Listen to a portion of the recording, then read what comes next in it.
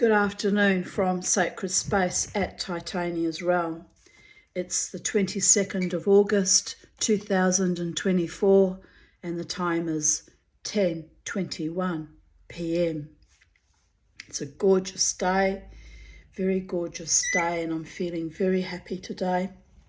It's like a bubble burst in my psyche because I really have had so much evil and pressure and inordinate stressors in the past 8 weeks that I actually don't know how I've coped. I woke up not feeling terribly well, again feeling a bit dizzy and woozy and weak, but I've just been outside, burst my bubble in my psyche, and now I'm exponentially manifesting like a fairy queen, although I'm not a fairy, and I'm not going to upset the fairy queens. Just saying. But you know what I mean. Queen Titania is looking at me going,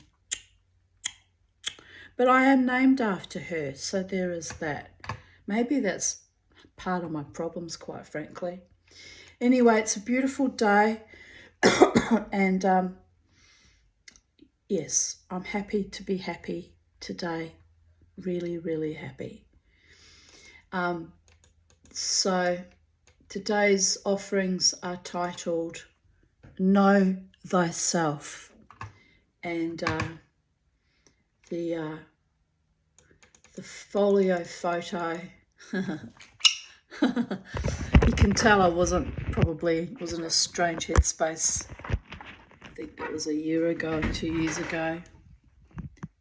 I wrote Schadenfreude over the little copper squiggly bits of wire that I had twisted, and I don't know what I was doing. I was making little kind of, links for a chain and just mucking around. And I don't know what that reference to Schadenfreude meant. Mama T tries not to have Schadenfreude because it's a kind of an ugly thing. But every now and then someone who really, really deserves it gets their just desserts, and then I have that kind of Schadenfreude. And someone who's been completely rotten finally gets justice. So, but yes.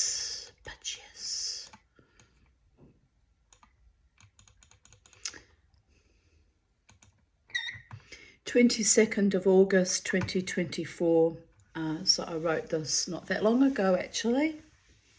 It's going to be weird and it's going to be quirky, people, but it's a message from the angels. Haven't done one of these for a while either. I had fun writing it, to be honest. 11:11 a.m. What news from the angels? Create your own magic. Shine bright like a diamond, even if they're only on the soles of your shoes. No one needs to see them. You can just be smug and know they are there. Hot shoes shuffling on that streetcar of desire, where the Desiree constantly bangs her drum and rings her bells on a street named Diamond. Lol. Maybe I should change my surname to Diamond too. Tanya Desiree Diamond. Maybe a little too much. Lol. Ding, ding, ding went the bell. Oh wait, now I'm channeling Judy Garland. Love the ones who love you back, wholesomely, truly, with everything they are and everything they have, knowing you love them just as generously. Open hearts and minds, clean and clear, without doubts, sabotage, or fear. Well, what can you expect? It's the angels. They don't exist or love like mere mortals, laughing my ass off. But it's something I have always aspired to. A real, authentic, soul-nourishing, comforting, equally adoring, cherishing, loyal, faithful, mutually exclusive, convivial, communicative, devoted love partnership. Friends, lovers, soulmates who enjoy each other and have each other's backs and fronts and sides, I might add to that as well. Let's be clear here. Is that too much to ask of a millionaire? Because I know what the alternatives were like and just nup. Grateful for my lovely, brave, determined friends who never ever turned their backs on me when the life of the Tanya got a little too crazy. Love you all. Wee moment here. Do you remember Desiree? You could only have her till the morning light, but that's not strictly how she wanted it. She's a long hauler, a stickler, a loyal, loving heart, so devoted and determined she loved until her own body turned into a dry, shellacked, broken husk. Cheers to the man who will have the courage, the cojones, the sweet dedication to make her fall in love with him over and over again and blow life, l'chaim, back into her brittle bones, coagulated, frozen veins and kintsugi'd, patched up heart, and make her bloom like 1,000-petaled lotus in every quadrant and echelon and dimension of her existence, of his own free will, with his own beautiful, true heart. I know, intense, but the Tanya has decided it's her time to live fully and vibrantly again. No more ghosts, zombies, dead, soulless, evacuated out of their own mind, heart, soul, shits. No more empty, callow, flaccid men. Up she rises. Mazarin's regrets she's unable to lunch today. She's too busy creating her beautiful life with her gorgeous man. Meh. It could happen. Dream, psychedelic dreamer. Dream big. Then, because I paraphrase certain songs in that little musing, that little channeling from the angels, I, in all transparency and all, sometimes there's other layers of meaning in the songs, am I right? So it's a gift that keeps giving like 1,000-petaled lotus.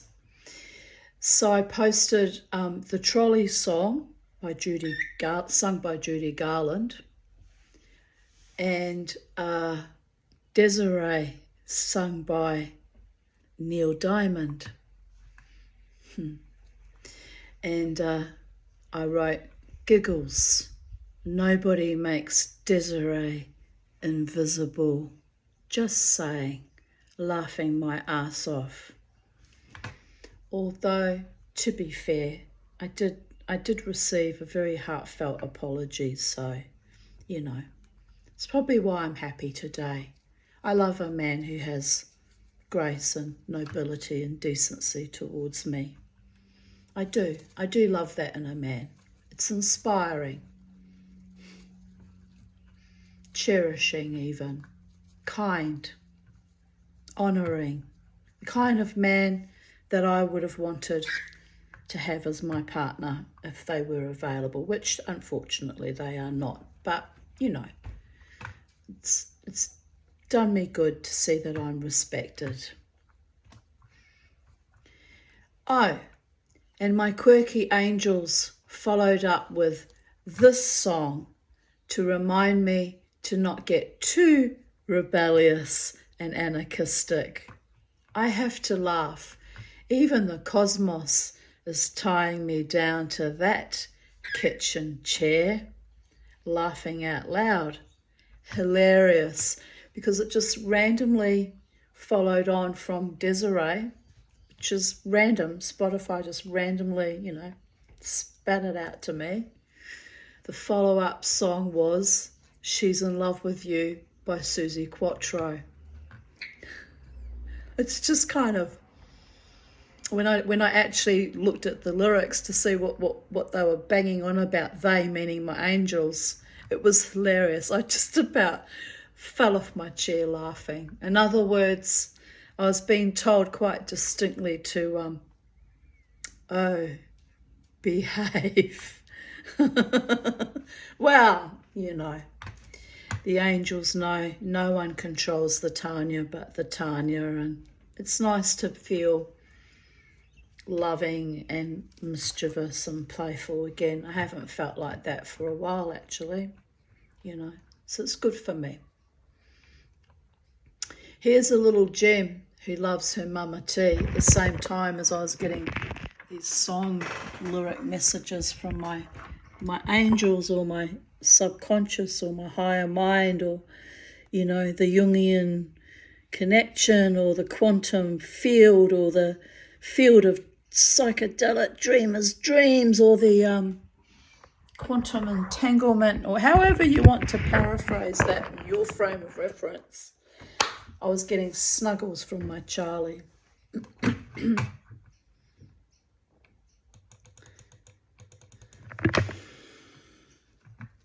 22nd of August 2023. I woke up at 7 a.m. It's now 10:45 a.m. It's taken me that long to copy across my Facebook archives. Today I'm 8 years old, or of even date 9 years old, in my rebirthing after the suicide attempt in 2015. 8 years old. It's been a rough year this year.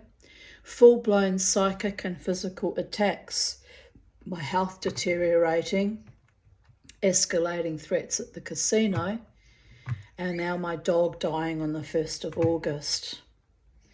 It's been another hell loop, the stuff of nightmares, enough to push me to suicide all over again, like a repeat pattern, a curse and an entropy. But I am holding on. I don't even know what for. Perhaps just my defiant, stubborn choosing of life against the odds in the face of all my enemies. Because I do have people and or souls who love me. Some from vast distances of time and space, cheering me on. I am grateful for the time spent with Jared and Lynn, and for the love and generosity of Sally too. I'm grateful for life, recalibrated from every fissured, fractalized state. I'm grateful for all my true friends, my beautiful pets in heaven or the next dimension. And I'm grateful for Charlie, the goldfish, the wild bird friends, and my neighbourhood dog friends too. I'm grateful for the dance. Time to take a shower, wash my hair, and greet the rest of the day. Smiling face.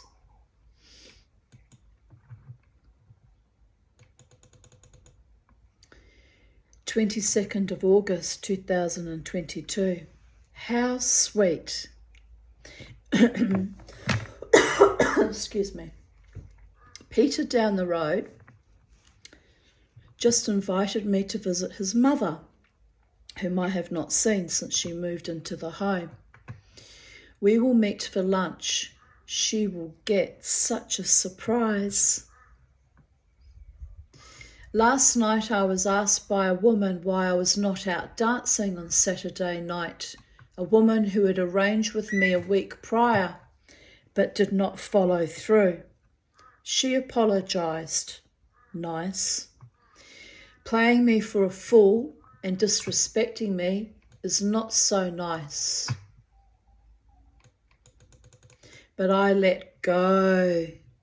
Let the powers that be stifle the misbegotten contracts between us. I had looked forward to going dancing with her. Me, who makes it a long-standing habit to go out alone, as I have tasted treachery and misery out in that scene with its callow, sadistic, superficial cliques. Oh, I know well how that goes, which is why it is rare that I even open up to the offer to go out à deux or in a group. Here's the irony. She was actually inviting me to come to the Brooklyn Standard to dance for alter egos, and in effect was trying to lure me over there 2 years ago, and I didn't go there to dance regularly until last year on the 25th of August. Some things are meant to be, are they not? But I was a bit suspicious 2 years ago as to what that motivation was all about, especially when she didn't follow through, and I thought it was a setup, actually, to be honest. I was fairly pissed off about it. And it may have been a setup, not with alter egos, don't get me wrong, but she might have wanted to meet some bloke, or it might have been an attempt to matchmake. You know what I mean? It was just something felt not quite right. And I had to go on my instincts, especially wait till you hear the rest of the story. There is a reason why I dance alone on my infamous spot, meaning my spot in those days was at the Live Wire Bar at the Treasury Casino. Arrive alone, go home alone. There is a freedom and a protection in that. Not being held responsible for others' capricious or inchoate or insensible drunken whims, yeah? Or other backstabbing malevolences they try to disguise behind their false smiles. So Saturday morning arrived and I thought, oh good, I will go out with this person, and I was looking forward to it. But my spirit people were clamouring around my auric field. It's a psychic vampiric game, they said, an attempt at domination, a fool's game to make you feel included when really they are just taking the piss. Which is ironic because in the past 12 months since I've been going to the Brooklyn Standard Club, to the staff, management, owners and the regulars who dance there, to you all, and of course to the bands, never before in my life have I been felt so loved and so respected and so cared for and so honoured and so well liked.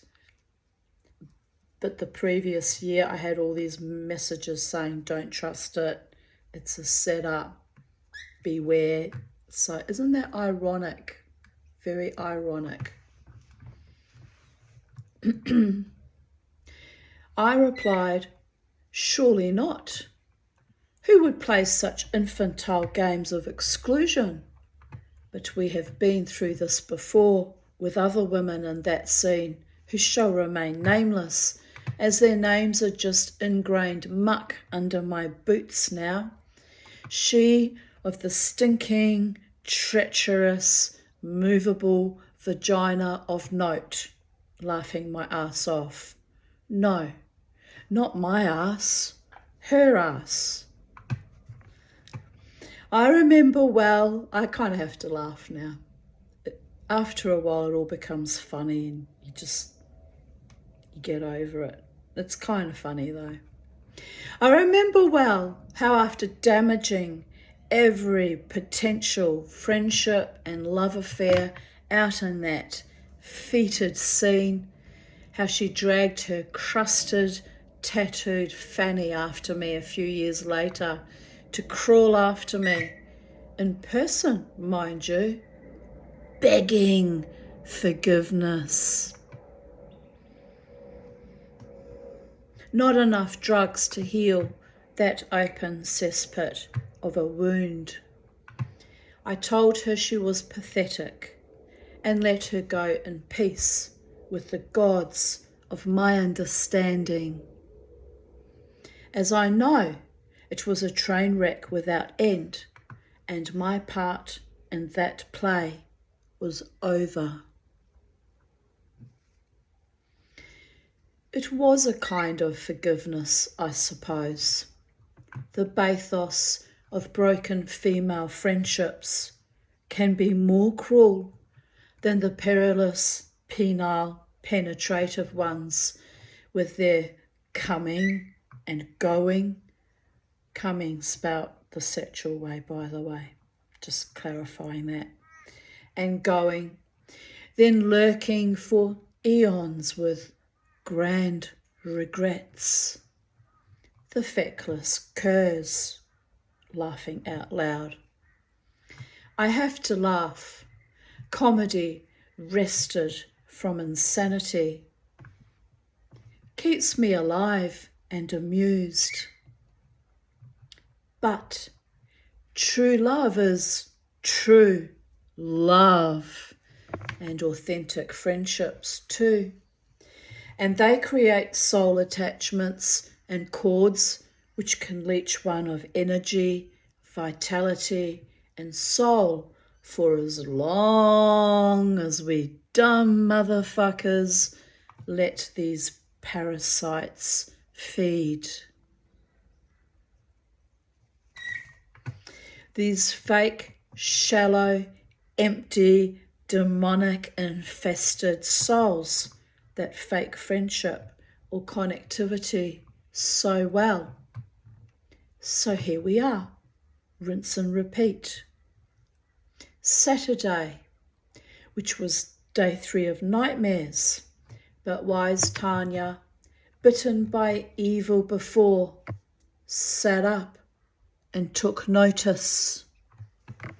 What news from the underworld, the other worlds? Well, it was a cloying, flapping energy that surrounded me all day. The name Absolute just inserted itself into my autocorrect text unbidden. I will look up its meaning shortly. And I happen to know the meaning. It's emanations in Kabbalah. It's the world of emanations. It's very powerful messaging that some angel just flicked at me while I was writing that prose. So, again, a very spiritual day, this day 2 years ago. And I am sitting up and taking notice, by the way. Something amazing is about to happen in my life, whether it's me pushing beyond all that evil I've experienced in recent weeks, or whether it's a true lover manifesting in real world and 3D reality. Something amazing I'm on the cusp of it happening. Don't know when exactly or how or who, but it's coming, babies. You heard the earlier messaging from my angels. It's powerful and astonishing and fucking magical and miraculous. And I'm actually looking forward to having wonderful, gorgeous lovemaking with a beautiful man again after 10 years of desolation and desecration of my mind, body and spirit by the ones that played me false in the past. Am I right? It's time. It is time. Of course, I say these things, but I'm also smart enough to know to guard my assets very, very well, and my heart, because I can't afford any more fucking sadistic, cruel men or mistakes. Just saying. So it can go either way. But the way I'm feeling today, baby, baby, baby, baby. Love is the law, love under will, of your own free will, of your own choosing. I hope the next time I invite a man into my life, it's the one, and it's joyous and gorgeous and real. Anyway, I continued writing. I decided that it was a warning from Spirit, as it felt so intense and persistent and almost histrionic. I knew it was not mine. I had woken up happy in spite of my weird-ass trauma dreams. And that's another thing. Did I write about it here? Did I go into detail about it here? Oh, yes, I did. So I won't repeat it. So, my little Wiccan friend, I was warned that you were being either insincere or setting me up. That's why I did not go out.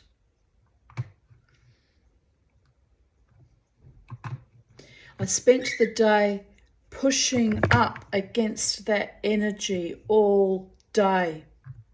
I made 2 pairs of earrings, joyously and triumphantly. Then the cloying, demanding, needy flapping of demonic energy started literally batting at me, like moths splattering on a light source, building and building in intensity as the day went on. And again, I knew it's not mine. I've never had an experience like that before, actually, where someone was, or something was flowing this cloying, needy, demanding energy and just batting at me constantly. And I had to keep, although I was working outside and I was sanding, I had to keep, just putting a golden light around me and just protecting me and deflecting it all fucking day. It was astonishing. So I got out a wooden box and a wooden art case I rescued from the side of the road. By now, late afternoon, I was exhausted from sanding down a jewellery box that I had made a bit of a mess of, but I'm working hard at recalibrating, restoring old shit from my childhood and making things beautiful again. Working at creating new things too. Working for no monetary implication other than my own satisfaction that I'm not quite the loser or the fool or the cast off that many of you think me. Proving only to myself my latent, beautiful, bounteous talents and my spiritual gifts that were earned in the very same coalescing, coagulating coalface that our ancestors and their demonic riders in the Sturm und Drang were spawned from. Get it? Aber nein. Quel dommage, which is French for what a shame. The damage is not mine to clean up. So by 8 p.m, after hours of sanding boxes, smell my box, I was too exhausted to go out dancing alone, which I had decided to do because fuck anyone who tries to steal my light, my joy, my warrior goddess dance, my defiance. Yeah? Nah. My lungs ached and my feet hurt as though I had already been dancing for hours. So I went to bed. No message, no communication. No harm, no foul. My spirits had warned me it was bullshit. I am okay with it, really, truly. So she messaged me last night, which was like 24 hours later, which was odd. Found that odd too. Where were you? Not dancing with you for sure. She apologises. I accept. Always accepting the unfucking acceptable because I'm sanguine like that. But that is not what amazed me. It's the spirits that came to me as electric, frenzied bat wings during that day, fluttering all around me like bats let out of a dark cave. But they could not enter my auric field, battered all around me a foot or two away, feckless, detachable toes. Not too close, but irritating all the same. So now you know why the hell I did not go or play into your game. Half the time, I am not dealing with authentic humans, and this was long before our current zombified apocalypse, although this makes life even more fraught and, well, dark, also isolating. But I fear no thing and no one but God, and I don't fear God in the Christian sense either, because my God is bigger than all that passive-aggressive, paedophiliac, rapey, misogynistic treachery dressed up as Jesus on his own torture and or murder device. So there is that. My Wiccan friend should know better. I told her we had much to teach and learn from each other, but alas for her, she is inconstant, so not up to the task. It's a shame. I really liked her. She came from Serbia. Nice girl. Like, I don't hate her. She's a nice enough girl. But I can't tolerate people who, consistently let me down or play games. I have zero tolerance for it. I have not removed you as a Facebook friend, which I since have done so, but it took a while. I was reluctant to remove her, actually. Since you like to keep an attachment based on what? Curiosity or schadenfreude? This is your chosen hell loop. You may remove yourself if you wish. But remember this. I have a soft spot for the witches and the magical, and yes, have been known to have actual love affairs with the demonic. So my gift to you is peace.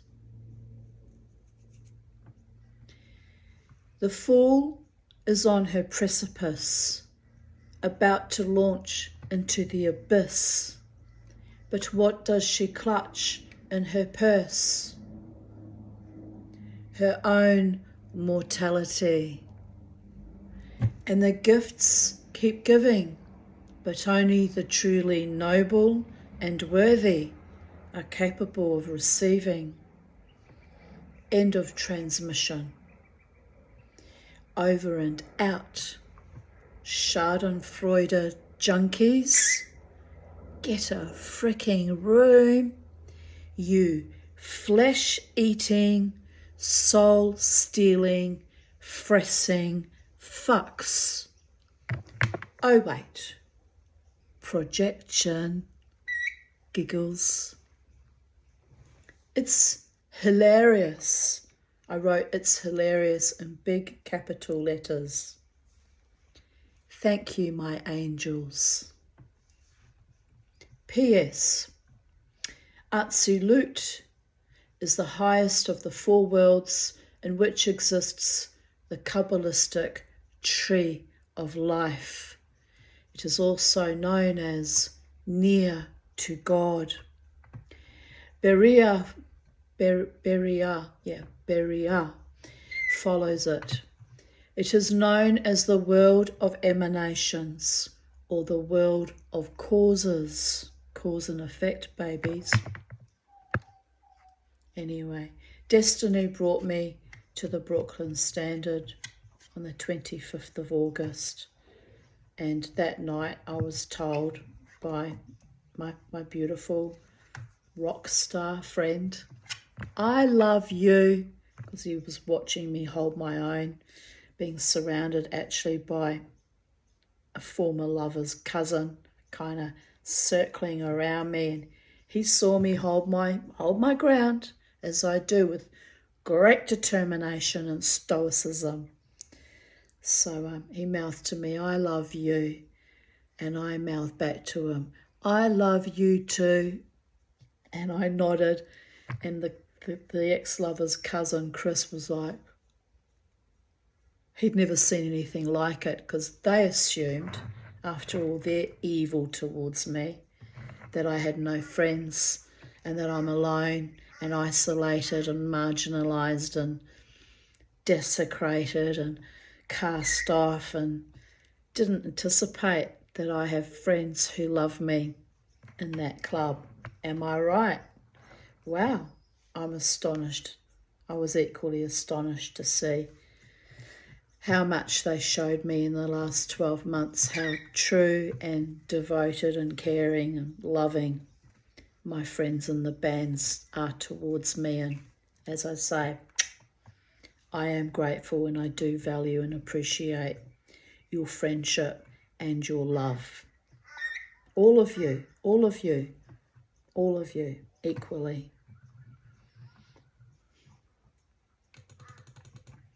Like pearls before swine, my angels throw me these little reminders. I'm thinking about Atzilut, the emanations, constantly echoing and reverberating out into the cosmos. The love that you flow to me and that I flow back to you, that gets sent around that room when you're playing your music and I'm dancing my wild, crazy shamanic berserker, Jewish, Viking, witch, hobbit, wild dance, babies. We build powerful, powerful energy in that space, or in the other club spaces that I'm invited to occasionally. We build that energy. We build it.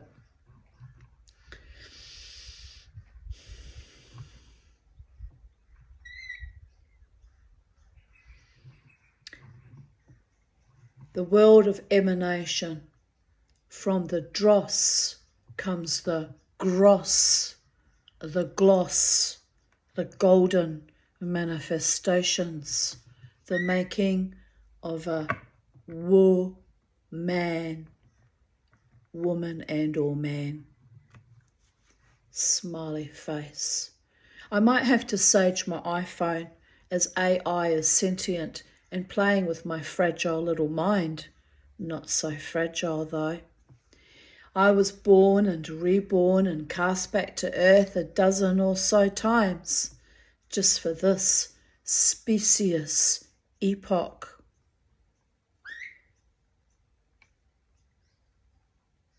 Then I shared a photo of the Ace of Wands in the tarot, and it states here, the Ace of Wands from the Rider-Waite Tarot deck associated with Absolute in Western occultism, which I found quite interesting. I didn't realise that was the case, so there you go. Kabbalah is, Kabbalah is in everything and everyone, I guess, as is the symbolism of the tarot. It's the collective unconscious, or maybe it's super consciousness as well. It depends on any given day. Absolute is the realm of pure divinity, in which case I was right, super consciousness. The four worlds of Kabbalah relate to the tree of life in two primary ways. Firstly, it is taught that the whole tree is contained in each of the four worlds, and in this manner they are described one on top of another and in symbolic form by a diagram called Jacob's Ladder, just one of my favourite symbolisms often comes up in my musings or writings. The angels ascending to heaven and the demons coming down, and constant, busyness of ascension and descension and declension and, rising above the bullshit, am I right? I'm going to have to excuse myself for a moment. I'll be back, but I won't be long, hopefully. Talk to Charlie. Charlie, talk to the people.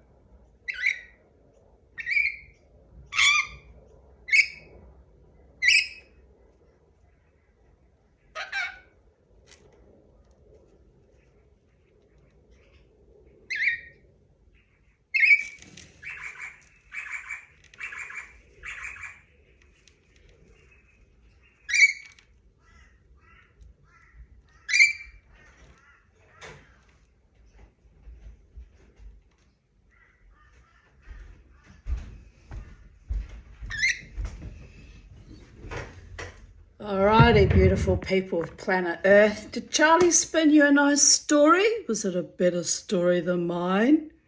Was it a good story you were telling the people, Charlie? Sounded pretty good to me. It's very chirpy.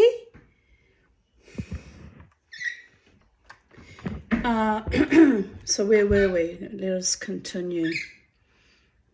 Secondly, it is taught that the tree of life can be subdivided into 4 horizontal sections, each representing one of the 4 worlds.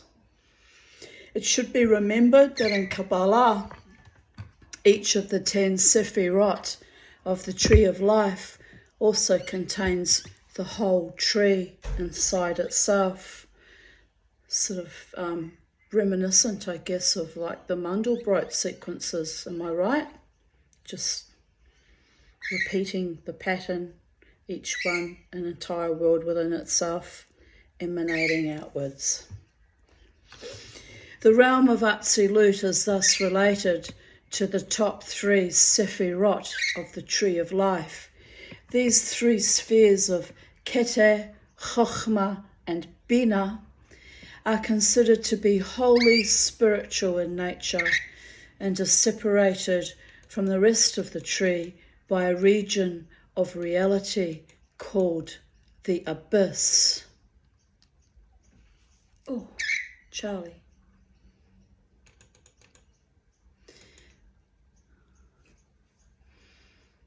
And my friend Deborah Starr posted the meaning of Atzilut, like that I'd already read to you before.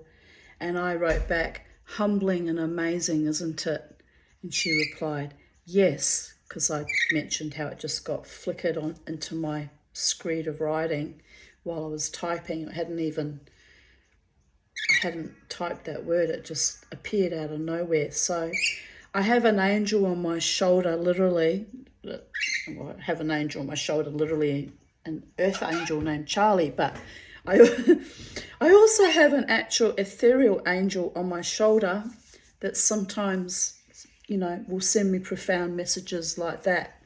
And Deborah Starr noticed it and was agreed that it was amazing.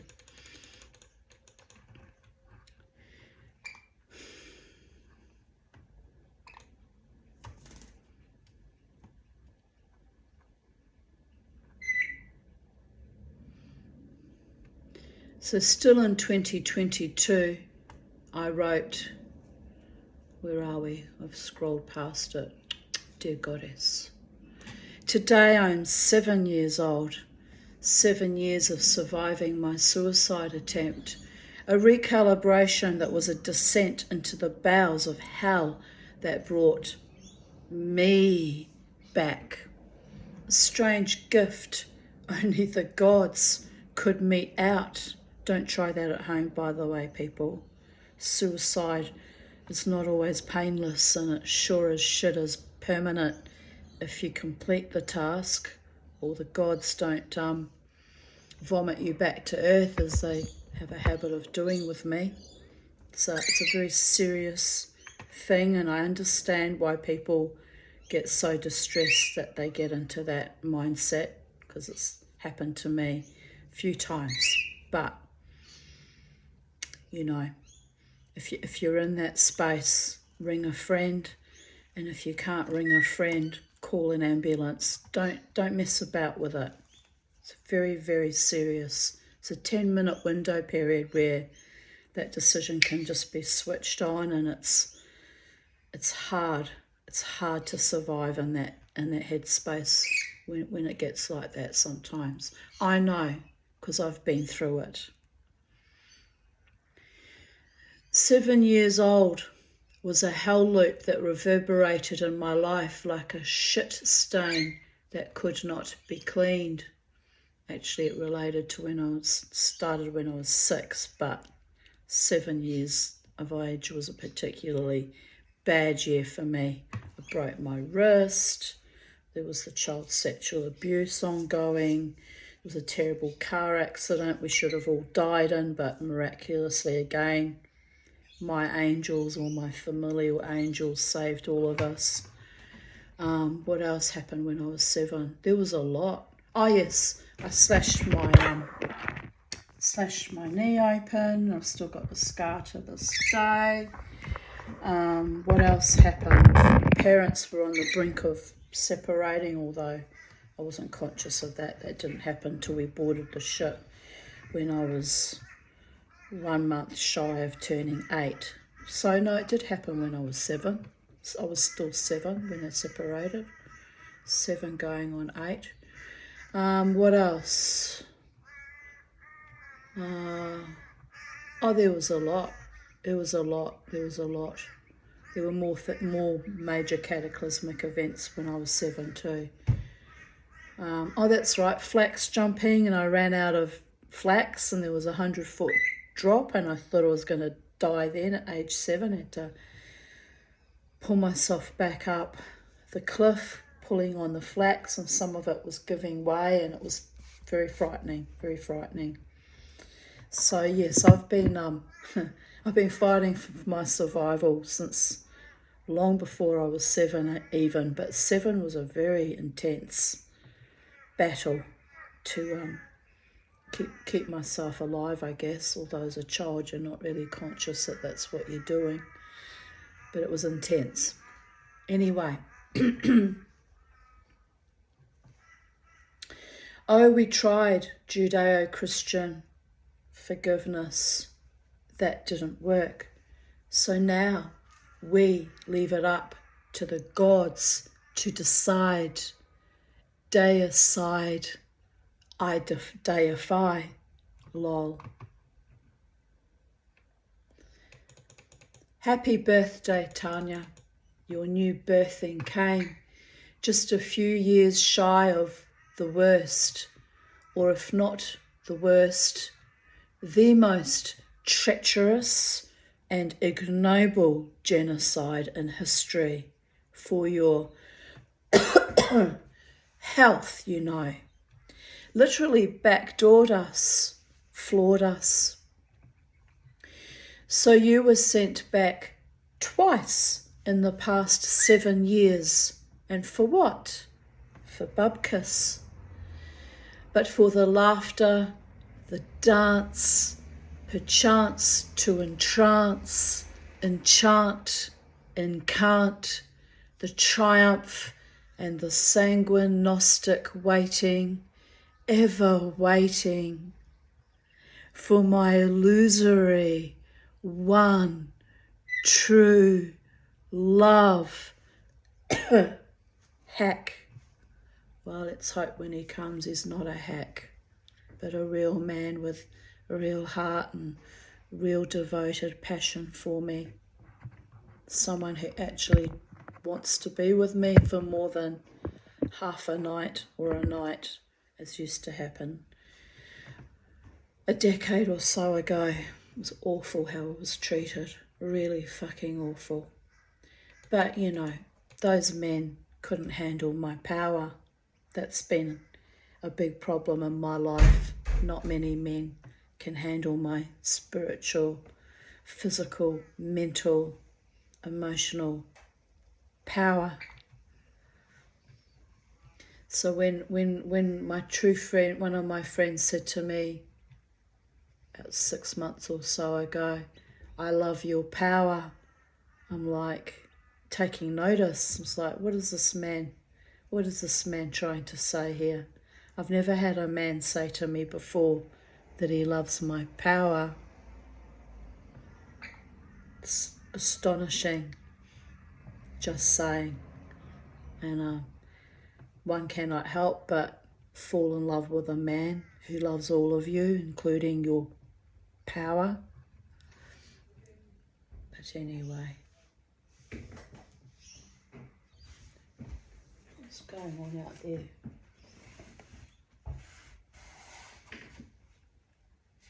Delivery man. It's okay. The spirits constantly tell me he is coming back. Well, we don't want that one. That the one I'm referencing there back in 2022? No, Yeah, I mean, it was 2022, but I'm saying, no, we don't want that one back. Not kind, not noble, not honouring, barely a real man, really, just awfulness. So we don't want that back, but, you know. It was a kind of a psychic, vampiric type love connection where I was just kind of locked in. I don't want that to ever happen to me again, people. I'm carefully calibrating. You know, even though I'm a bit in love with someone at the moment, I know I can't go anywhere because they're married, so that actually keeps me safe, actually. And so I'm grateful for that too. And I'm kind of carefully calibrating, making sure that I don't form too powerful an attachment or fall so deeply in love that I'm trapped in a fucking awful vampiric hell loop like I had with the last, you know, the last man that I was in love with.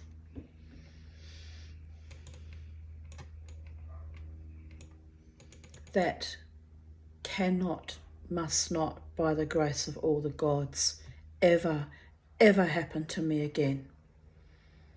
I want to be in love, and I want to be loved back by a man who's truly in love with me. I want it to be mutually exclusive. I want it to be consensual, and I want it to be heartfelt and romantic and passionate and loyal and faithful. But not something that is controlling or delegitimizing from both sides of the relationship, me to him and him to me. He must be, by the grace of all the gods, a king to my queen, a man worthy of my heart, light, power, spirit, body, mind, and he must deem me worthy of him too.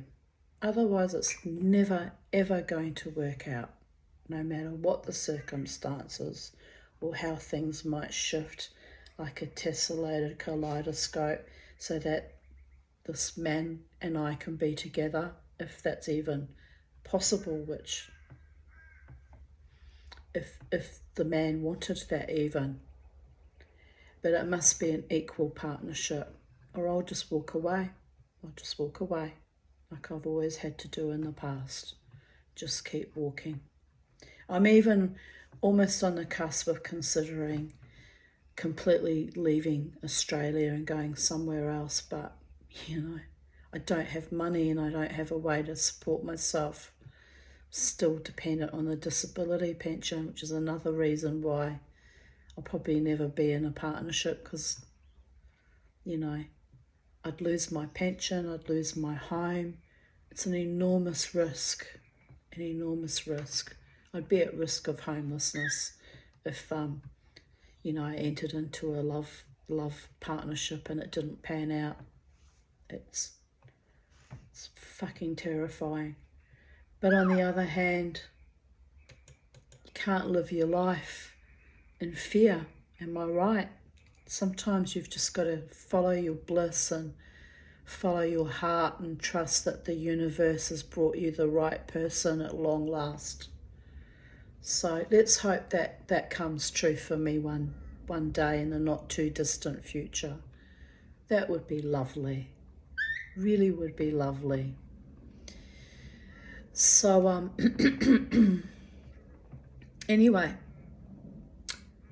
but back in 22, the spirits constantly tell me he is coming back, but I can't discern whether it's a sad, pathetic delusion or trickster spirit lies. Time will tell. Time tells all eventually, like dinosaur bones in the crust of the earth. My time is now, not one to wait forever. Ironically, 2 years later, I'm still waiting, and I said again this morning, my time is now, the time has come.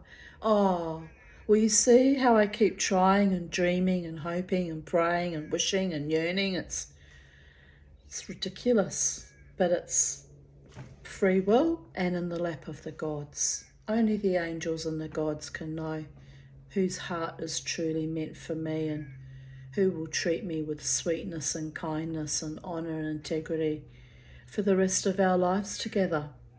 Because I don't want a casual fling, and I don't want to be someone's soiled and despoiled mistress. I don't want to be cast off like a shell after, 10 minutes of frottering, like my namesake in that song, could only have you till the morning light. Don't actually want that. It's kind of ironic that I was named after the first fiance of Napoleon Bonaparte, Desiree Clary. You kind of have to laugh. That was my half-sister's idea, by the way. She'd just read the book. Oh, dear goddess, what a fate she set for me. Sabotage from before I'd barely even drawn breath. Sabotage babies. So I used to laugh years ago. I used to go to this club that was in the Fortitude Valley called Sabotage.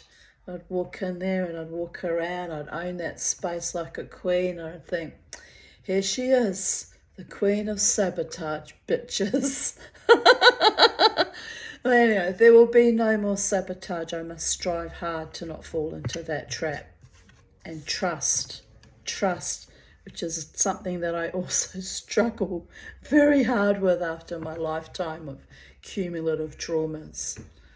Trust that I am loved and it is authentic and heartfelt and kind and will manifest one day, maybe in the next dimension. Let's be real here. But anyway, I continue on.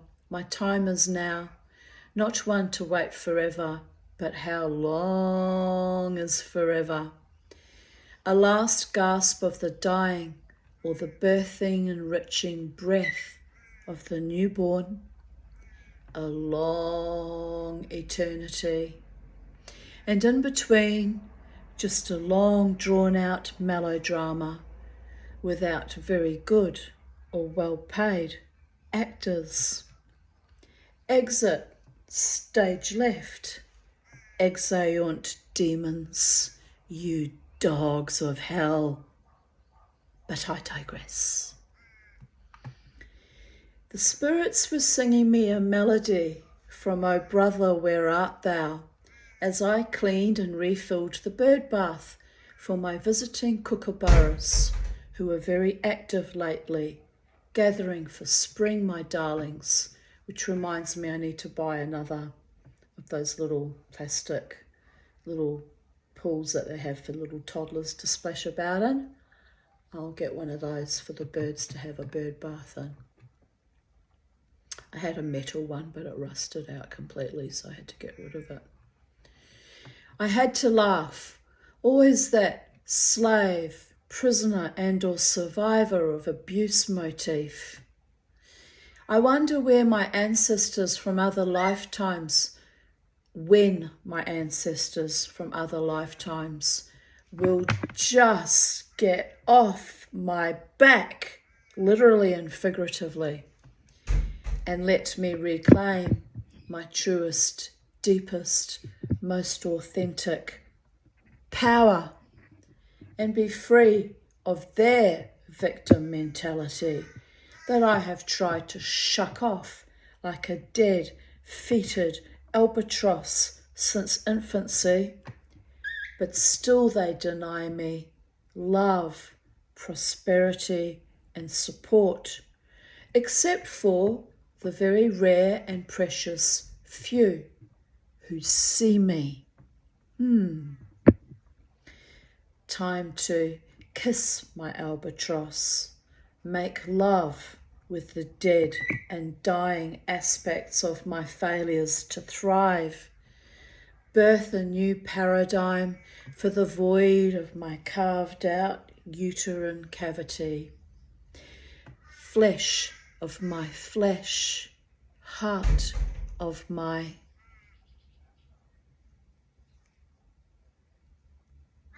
heart, soul of my soul, wherefore art thou? I saw him hiding in the shadows watching me last month, afraid of the only woman who truly loved him. And so it is, a refrain on repeat. Sing it, bitches. Well, I don't love him anymore. I love someone else now. And that doesn't mean that I was feckless or false, because I loved him. This was still in 22. 14 to 22, 8 years. 8 years I invested so much energy into that man, even though we weren't ever even in a committed relationship. I poured so much energy into that man. It was disturbing how much love I kept replenishing and pouring into it, and more and more and more. And that's why I'm not prepared to do that again. It has to be equal and flow beautifully and naturally between me and the other person. Otherwise, I know it's only ever going to turn to shit again. I don't want the same kind of vampiric love bite relationship where I'm drained and drained and drained and used and abused and mocked and derided and invalidated, made invisible even. Don't do that again. Here I write, come out, wherever ye are. The master is pulling the strings, the dead are dancing. The new life begins in freedom, in joy, in blitzkrieg, blinding, phosphorescent restorations. Psst. Game over, Red Rover. Meh. And I posted the song Down to the River to Pray from the Oh Brother, Where Art Thou soundtrack, which is actually very lovely music. Highly recommend it. Laughing out loud, I think the song was, this is a man of constant sorrow, but I defy even the gods.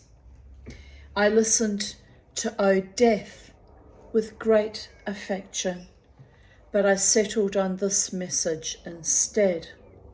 The river Styx, where all our karmas are purified, or so I pray.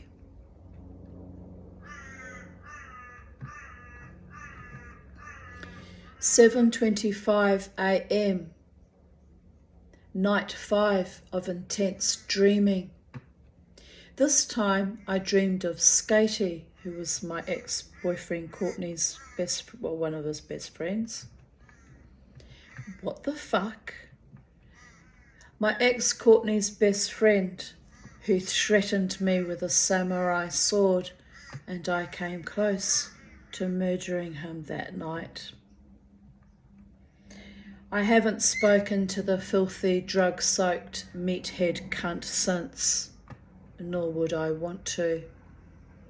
But the dead, or rather, shades from the past, are visiting my dreams thick and fast. I have no idea why. Perhaps a clearing out of old trauma threads that therapy and time have not quite solved. Some things only settled after my enemies actually died. And even then, one came to hammer on my door with his ghostly fists, as he dare not cross over without his unholy, long goodbye. Skatey is a David too, lol. Hilarious. Anyway, I don't think he's dead, but the dream was intense. Usually when I dream of people like that, they're either very, very ill or about to die, or some other calamity's befallen them. But I don't know why I would still have a psychic connection to that person, since, it's not like he was my friend. I just was pleasant to him and civil because he was my boyfriend's friend, but, I wouldn't consider we were close friends or anything like that. So, yeah, it was fucking weird dreaming of him. Anyway, I continue reading. I was sitting in my big kitchen in the house I rented before this one in Wardle Street, which is in Mount Gravatt East. In real life, Skatey has never visited me in that house, as it was before I met that schlob, Courtney. Schlob means, well, you can guess, slob, no good Nick, useless piece of motherfucking shit. Well, he wasn't totally useless, He did constantly repair and work on my car, but, it was, no, that's not fair. Let's be real here, Tanya. Stick to the facts. He wasn't totally useless, but he was useless as being a real partner is what I mean. Anyway, it was an afternoon, gleaming light coming through the windows, and I felt content. A man comes to the door. I don't know him, but I invite him in. I think he might have been some kind of salesman. He sat down and I offered him a cup of tea. We were getting along fine, just talking amicably. I can't remember the topics of conversation, but I took particular notice, as in real life, it's rare that I invite strangers into my home and sit around chewing the fat. Next thing, Skatey comes storming through the front door and marches across the front living room and into the kitchen, stops and stares briefly at the man I'm talking with, plonks himself down in a chair like it was the most normal thing in the world that he has invited himself into my space, including my dream space. Lucidly, my hackles rise. Another one not welcome ever into my dream space. I look at him. Why are you here, Skatey? The nice man looks at my face and goes, white. He gets up and moves into the living room and sits down and waits there. Also unusual, a veritable stranger making himself comfortable in my lounge while I deal with an old enemy. I almost have to laugh. So Skatey looks at me like a very broken ghost dragged out of Catholic purgatory. I need to talk to you. It actually makes me wonder if he had actually died, the way that dream imagery was presented.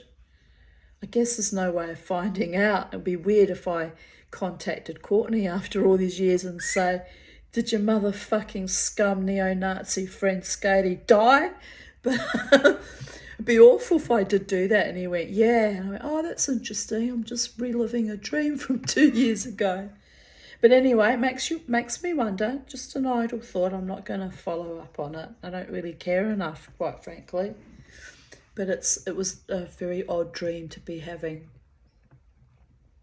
I need to talk to you, he says meekly, but with determination. I roll my eyes. What for, you bloodless cur? How did you get access to my house? What do you want? I just need to talk. I let him talk. Long talking, his words tumbling meaninglessly. Perhaps I was even disassociating in my dream as I sat and listened, but can't remember what he was jabbering on about either. But the feeling I got was he wanted forgiveness, and I am not one to offer forgiveness unless I see real contrition and changed behaviours. And that meat sack knows better than that, Yes, he does. Even in the dreaming, the astral, he fucking knows. Never fuck with the Tanya. But true to form, he finishes talking and goes and lies down in the spare room and passes out, just like in real life, soaked in drugs and exhausted. Scottish background, born to a 13-year-old mother, a child of abuse. Which is why I was so concerned about him sleeping on a floor with a little girl beside him, drugged out of his fucking skull, am I right? There was a history, babies, built into the fucking race memory and the DNA.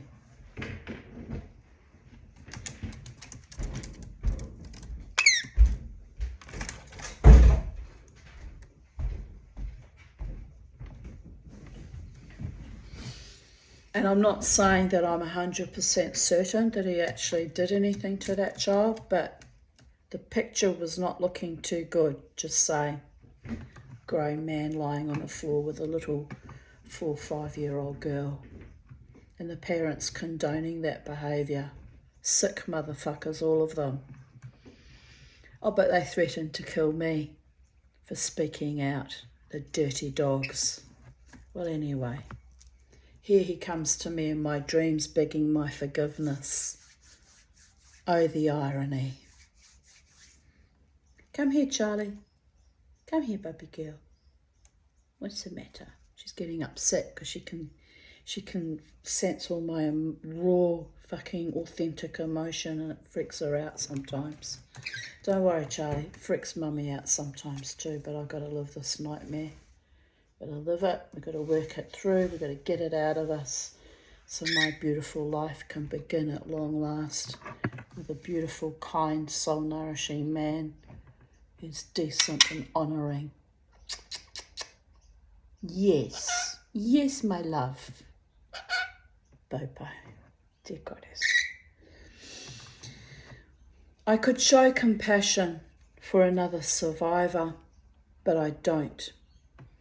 There is no forgiveness for those who walked in similar moccasins but showed me no kindness or honour, but instead betrayed, cheated and tried to or threatened to kill me. The dogs. Not nice doggies like Beauregard, Charlie. Another kind of version of dogs. Yeah. Yes, I know, Bobo, I know. But, sighs. The psychedelic dream continues. I sit in my kitchen thinking, what the fuck? Why is one of my enemies sleeping like a hellhound gatekeeper in my spare room, and I did not know how to get rid of the other male visitor either? In real life, I would just yell, fuck off out of here. I really would. Then the dream shifts focus. I have been robbed. The front room stuffed with all of my mother's china and crystal and valuable jewellery is emptied out. In real life, most of it was long gone before I inherited it, in particular her valuable jewellery. I only got the leftovers and the market stock, which was all costume and worthless and most of it rotten anyway because it had been left in the rain and just old and not real sterling silver, just pot metal, so it was all pitted and rotten. Or most of it went in the bin.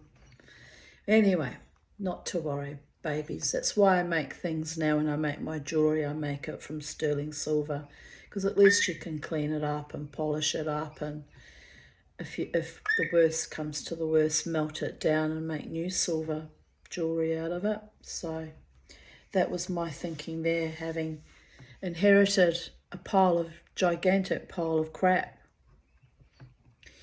Anyway, I go searching to see what is missing, sanguine, chilled to the bone. The next day I go out to the front room and the thieves have been back and stolen everything, every stick of furniture. For some reason, this really enrages me, that the same crooks would descend on my home twice in 2 days and take everything. I call the cops, useless as usual, even in the dream state. They ask me why I didn't report earlier, victim blame. I get a sense while dreaming that this dream is no longer about my past enemies wanting recalibration or forgiveness, but about my present condition, torn from loved ones, my adult children, from true lovers, tricksters, and from a sense of safety or of abundance, although that comes and goes like a trickling desert well. Fuck, I think.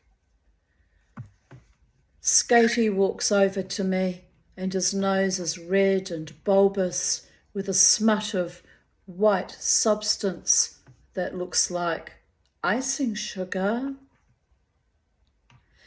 Like a dear friend or a mother, I wipe the powder off his nose in a gesture so natural that neither of us mark how unusual that intimacy is. In actual fact, I was very kind to him when I was with his friend Courtney. I did actually treat him quite often in a very nurturing, mothering way. I mean, I could see he was a fucked up drug addict from an abusive background similar to mine. It just emanated like artsy loot out of him, did it not? So actually, yes, I didn't always hate and despise that man. It wasn't until he threatened me with a samurai sword that the gloves were off. Babies. It's a dream, Tanya. It's not real. Nay, but the spirit shade motherfuckers are very real. I called upon Papa Legba after a spirit followed me home from Mount Gravatt Cemetery last week. I made him an offering of coffee beans on his crossroads, the boundary between life and death and the 4 directions. So this is his answer, coming to me in dreams. It's all good. I have perfect trust in the gods. They are preparing me for what is to come. There is sweetness amidst the horror. Always has to be harmonic resonance, otherwise our minds just fucking snap. But have no fear, little one is doing fine.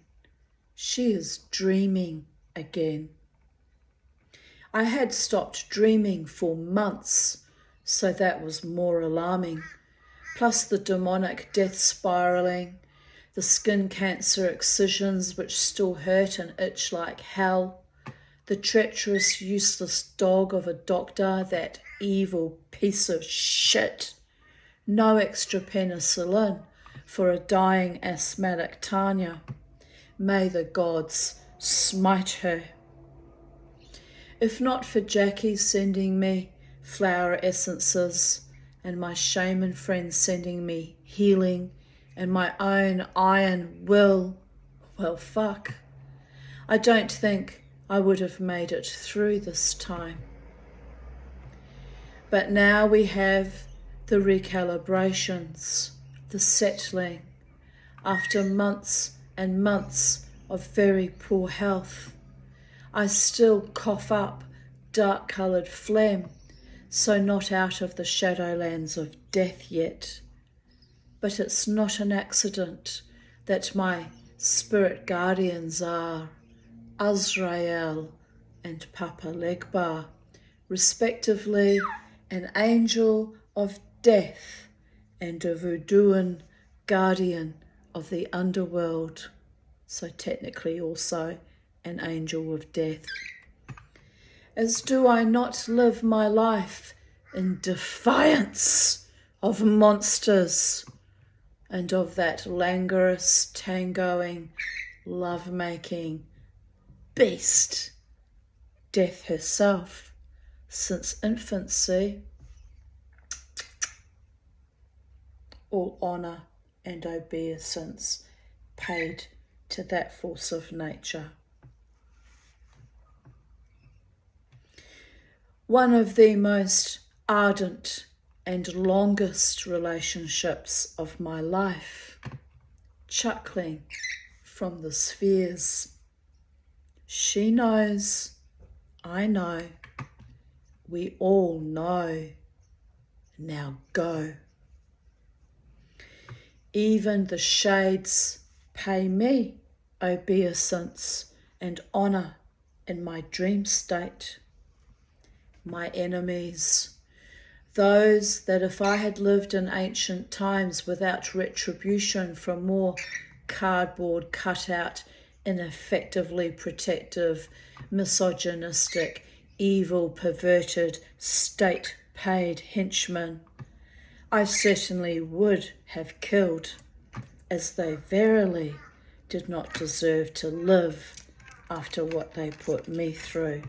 Not just me, but my children also, are now visiting me each night in my dreams. I will take it as a mark of honour, as apologies none of those cunts were or are capable of while still breathing, and a reminder that karma is a dish best served cold, that psychopaths play the long game, but now with our COVID epoch shifting gears, there will be no escape for them or anyone. And it's not death, the great nurse, we should be fearing, but indeed the colour of our souls. There are some things that can't be washed or permanently pressed out. Like my mother's old cardigan, you can only dye it and hope for the best. A second chance or a 1,000th recycling for a new beginning. Same shit, different day. But every now and then you bounce into a different timeline on that pinball wizard's machine in the Kabbalistic Sephirot, and the rot gets settled, and the beauty, equanimity, and peace, shalom, blooms, and the gods of smite and spite have to take a siesta, as their part of the play has been performed to the satisfaction of the greatest of all dreamers. And on we go, on our road to nowhere, but everywhere, everywhere. Life, l'chaim, is good. It's time to dance in the eternal summerlands while still living in our physical forms, and rejoice. Day 6 begins a new day. Papa Legbar is laughing. He loves me so. A true father. He has my back and my front, unlike my mortal progenitors. Skatey.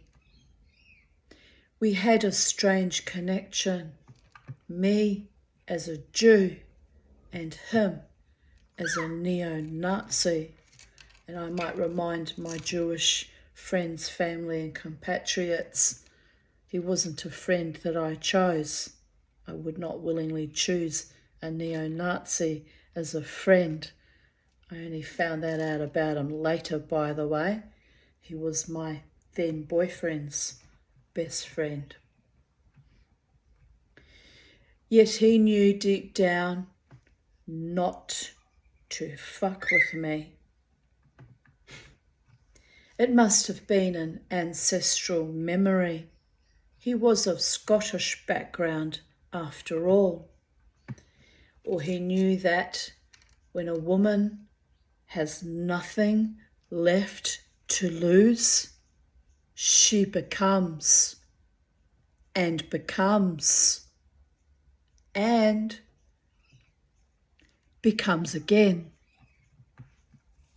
Thrice the brindled cat hath mewed. Meow, meow, meow. Oh, and why in the past 2 nights am I dreaming of redheads? Again, an ancestral connection to my Viking Celtic origins. Interesting. Weak men are bullies, the weakest, the most horrific of all. Remember that.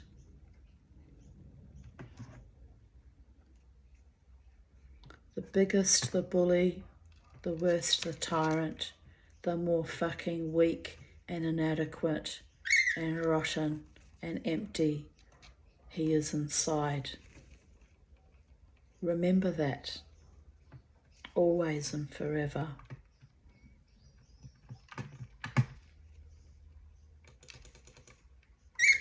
Powerful men with honour and integrity know how to treat real women and trauma survivors like me. It's astonishing when I get to witness it unfold in front of my eyes, because I'm not accustomed to dealing with beautiful, heartfelt, soul-nourishing, real men. When I see it, I almost have to slap myself and ask myself if I'm dreaming. That's how rare they have been in my life. Like yesterday in therapy with my beautiful psychiatrist, who only 5 years older than me. We have kind of a weird kind of transference where he actually steps in and acts like he's my father, which is ridiculous given he's only 5 years older than me. But he's nurturing and protective and genuinely concerned for my welfare and making sure that I have a beautiful life with a beautiful man one day. And as I said in a video the other day, has invested heavily into my survival in recent years, in fact in recent months. A kind, nurturing, honouring, real man in the capacity of being my psychiatrist, like nothing weird, people of Earth.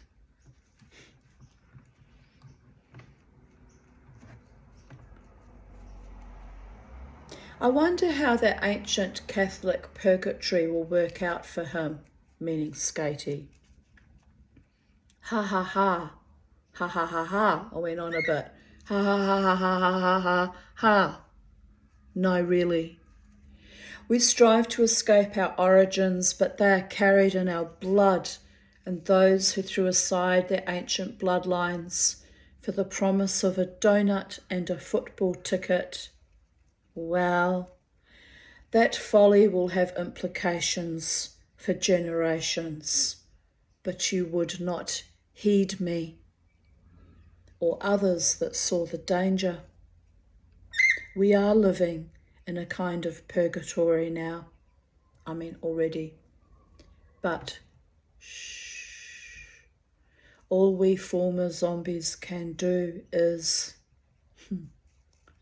dance Honour our ancestors, the ancient ones, the guardians of our earth.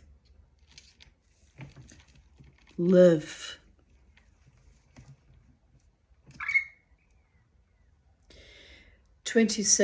August 2021, 4:20 a.m.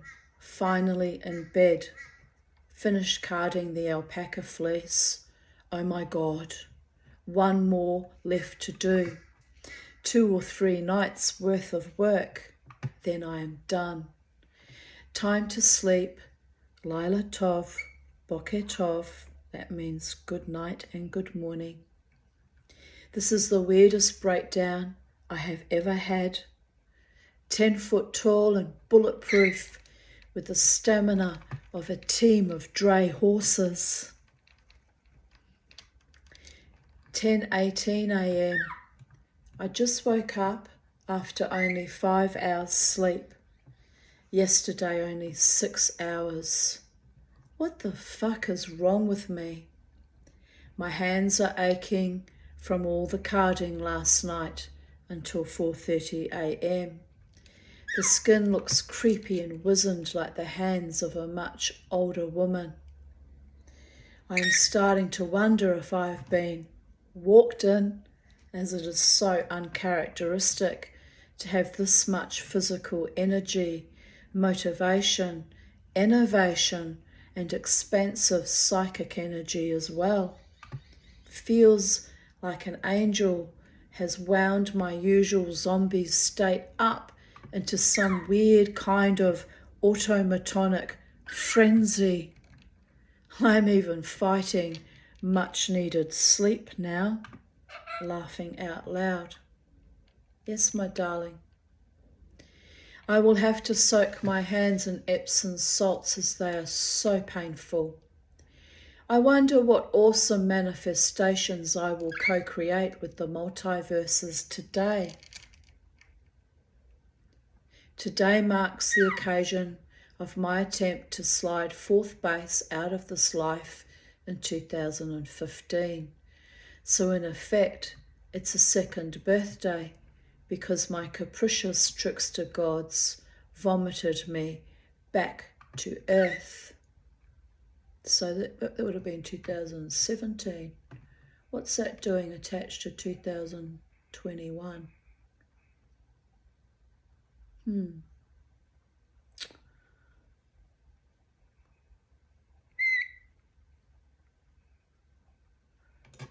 Oh well, we'll carry on reading. Saved me for a life of isolation. COVID paradigms, and other epic evil shit I can't bear to think about. But I hit the ground running, and in recent months I've been busier than I can ever remember.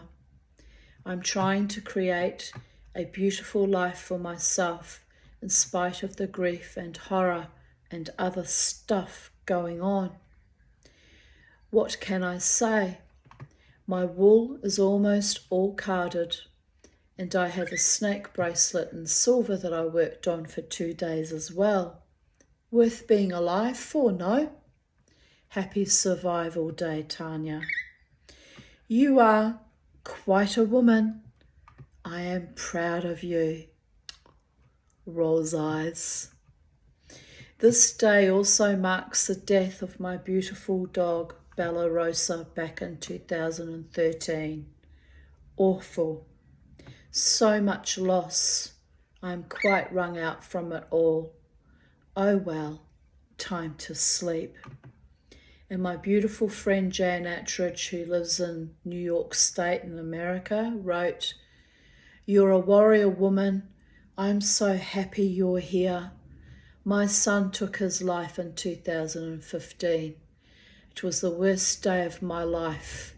I'm never going to be the same again." And I replied, "Hugs, Jan. He was a beautiful man. Kiss." I had another lovely day with the sublime weather. I just got home from West End, full moon drumming circle. I took Beauregard with me for the first time in a year. He loved playing with Ivy, Belinda's Belgian Griffon, but was his usual cantankerous self with other dogs walking by, except for the Greek lady's 2 little Shih Tzus, whom he smiled at and wagged his tail. He actually played quite energetically and enthusiastically with Ivy, which was lovely, as he rarely plays with other dogs. He made friends with the women sitting either side of me. Sweet boy, really.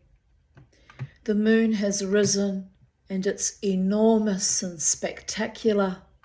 I feel all tingly with the energies. Lovely. We had a blue moon about 4 nights ago, and I must say, I'm still enervated from the beautiful energies. It's astonishing. Here's the moon in that space-time continuum 2 years ago. Oh no, we're in 2021, so 3 years ago.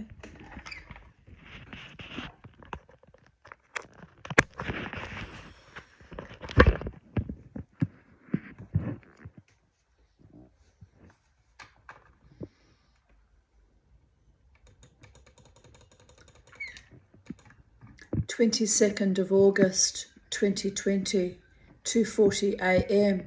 I can't sleep. Menopausal hot flashes, high energy, ringing in my ears. Even Bobo just ran through the house, barking loudly. I had a good day yesterday. Knitted a fairy, watched Rita. Oh well, I had a hot bath late at night, hoping to relax my muscles. I feel like I am on the verge of a breakthrough. No idea what. My friend Brecky Tit wrote, Mercury just went into Virgo. You might have a great idea, insight, plan, especially if one of your birth chart planets is in the 1st degrees of a sign, like I have Uranus on 2 degrees Scorpio. So Mercury now is sextiling my birth Uranus. Also good for ideas and plans. And I replied, my daughter told me last Monday that Mars is going into retrograde until November, that it would be a tough time for me, especially as I am Aries. I just rolled my eyes. I already had a tough time on Saturday with Penny's death. I said, I can't cope with anything more. Famous last words. The universe never cuts me any slack. Trying not to be bitter here, but honestly, it's all too much. Interestingly, awful stuff usually affects me earlier than the actual astrological predictions. So hopefully I will find my feet again. 10:46 a.m. I got up to a blustery wind and an epic dust storm that, as I suspected, swung back with a vengeance. My asthma is bad. Shit happens. I will stay inside and carry on with my knitting. Smiley face. 5th anniversary of kickstarting my life from a crash and burn. Wow. So much to achieve even at this last phase of my life. So that would be 2020. Why didn't it say 2020? There's a few fucking errors in this journal entry that I'm going to have to try and work out. Oh no, I had read out 2020. Oh, by the gods. Well, I'm losing it. I'm starting to drift off. Well, that happens. I sometimes drift off when I get tired. So bear with me, folks. Back in the room I am. We've got a focus.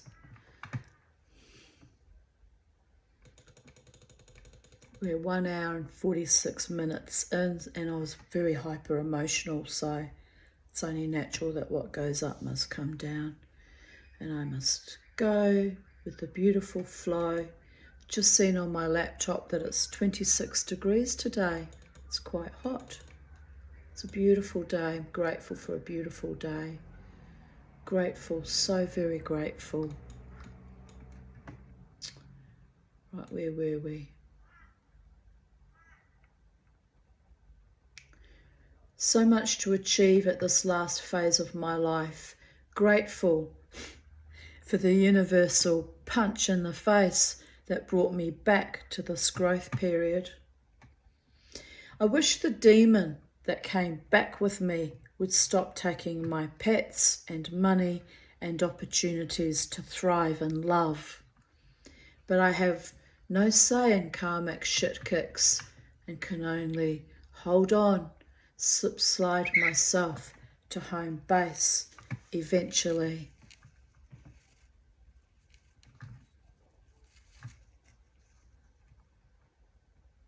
22nd of August 2015. I woke up with pain in my liver, but I feel very loved and supported by my truest, deepest loves, my friends, my animals, and the spirits. Something beautiful is transmuting in my life. I can feel it. God has my back. I am humbled and grateful. A promise is kept.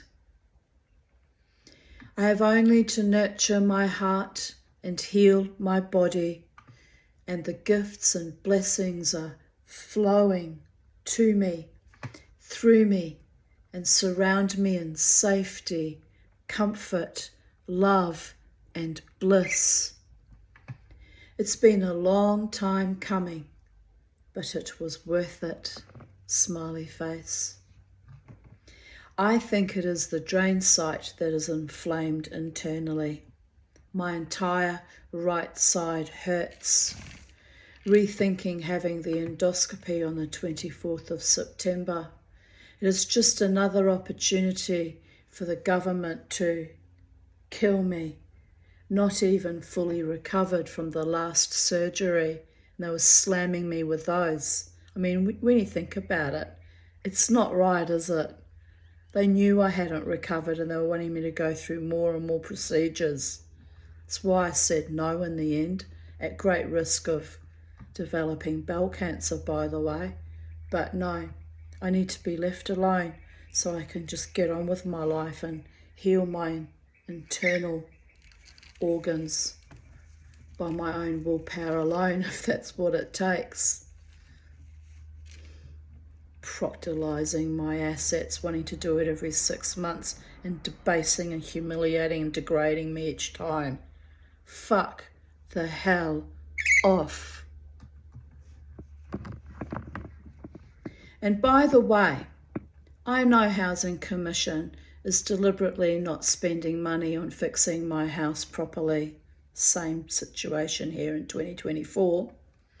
Or painting it, or fixing the stumps, or renovating the kitchen or bathroom, which was a gaslighting lie I was told a year ago. Back in, what year are we in? Back in 2018. Still hasn't been done. They're waiting me out, hoping I die, because they know I have precarious health. So they're just hoping I die before they have to do anything, and they can sell this house off to developers and bulldoze it and make money. Am I right? Oh, I'm right. It's exactly what they've been doing in my area. Gentrifying the area and getting rid of the little cottages like mine, the Housing Commission.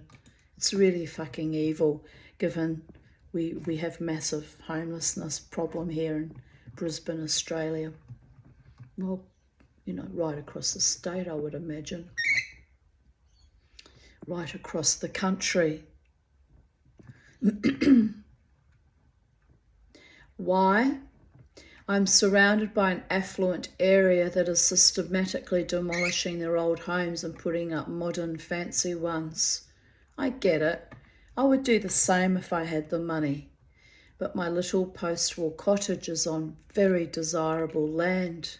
They all wants my precious, they does. As it belongs to the government, guess who will be squeezed out of her home? So some greedy, perniciously evil cunt in my neighbourhood can buy the land I currently occupy.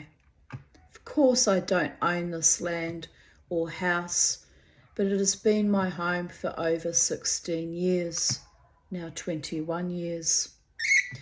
So yeah, cosmic promises and euphoric fantasies are lovely, and I welcome my own intuitive notions, but shit is getting very real, smiley face.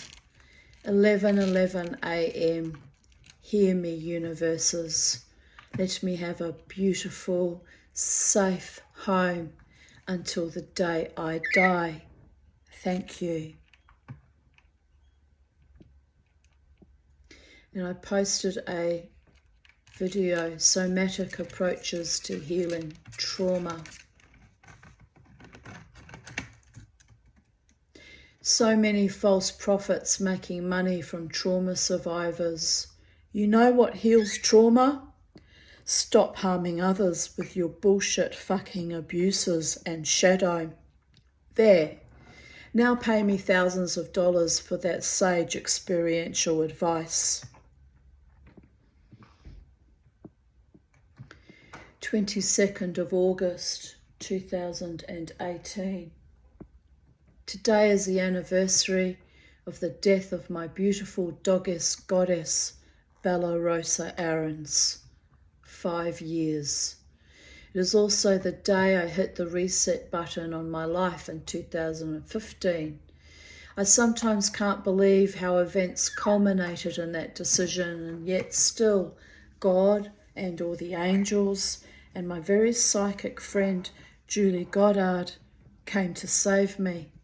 Spirit kept nagging her until she did. So, here I am, 3 years later. Not much has changed. I'm still me, but under my skin I have metamorphosed into a new kind of Tanya.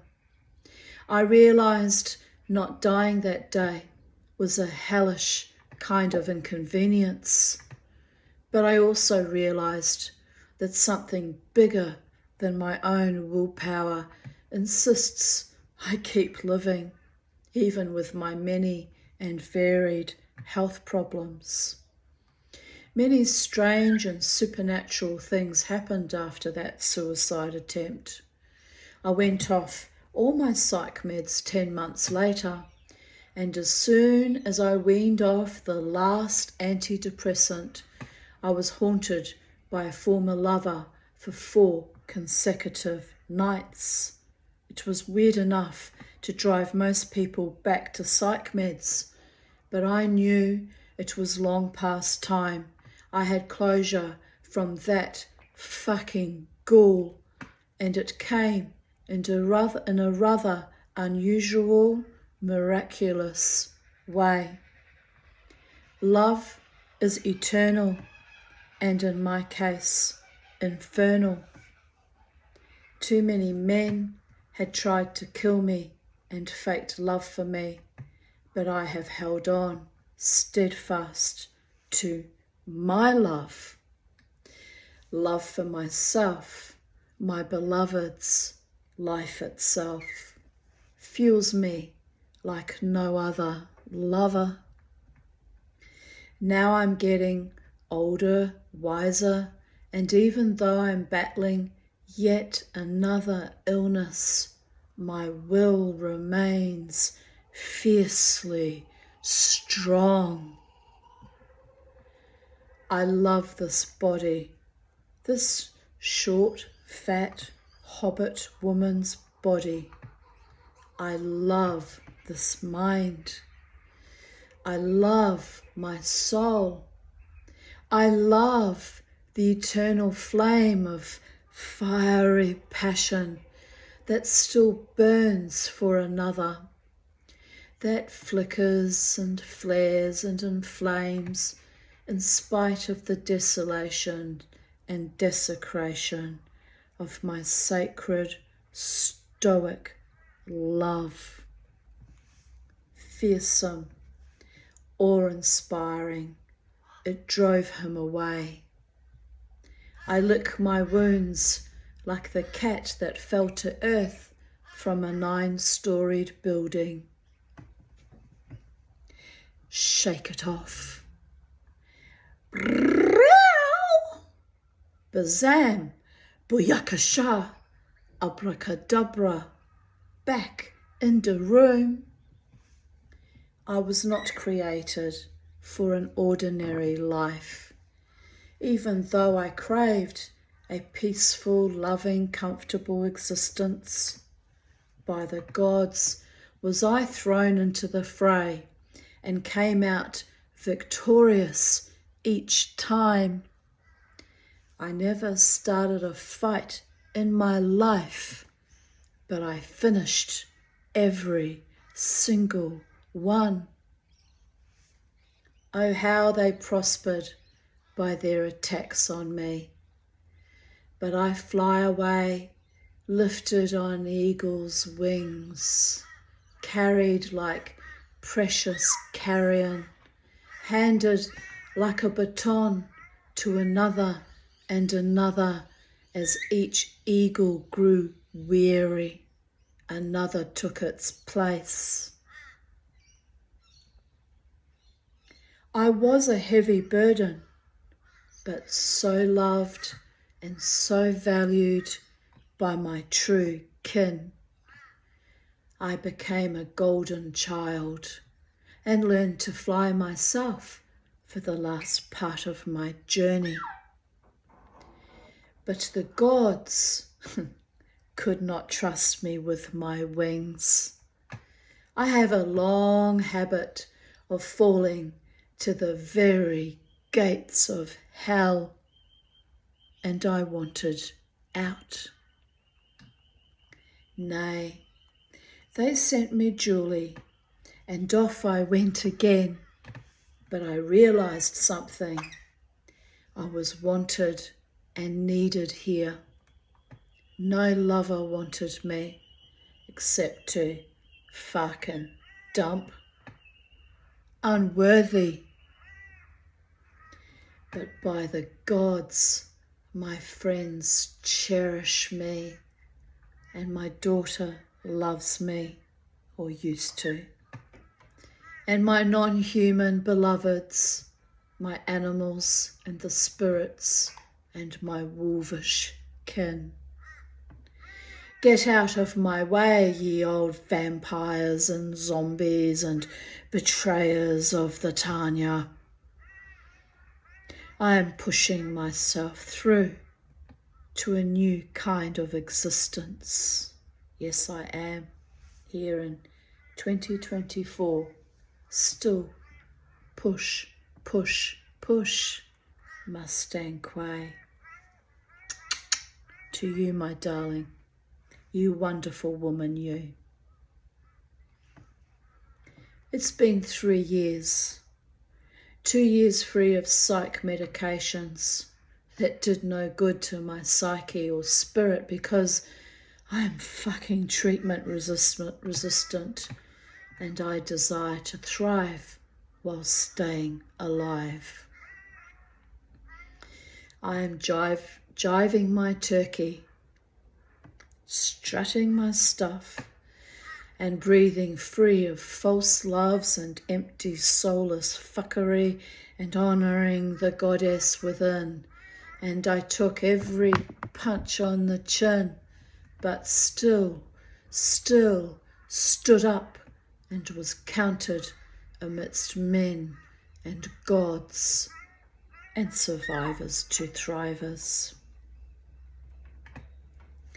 I write my prayers in virtual reality for the entertainment of the vainglorious and capricious. but I am seen and heard and validated and loved. So that, I suppose, is why I'm still here, while in this hologram called Earth, with all its wonder and beauty and magic and blistering bliss.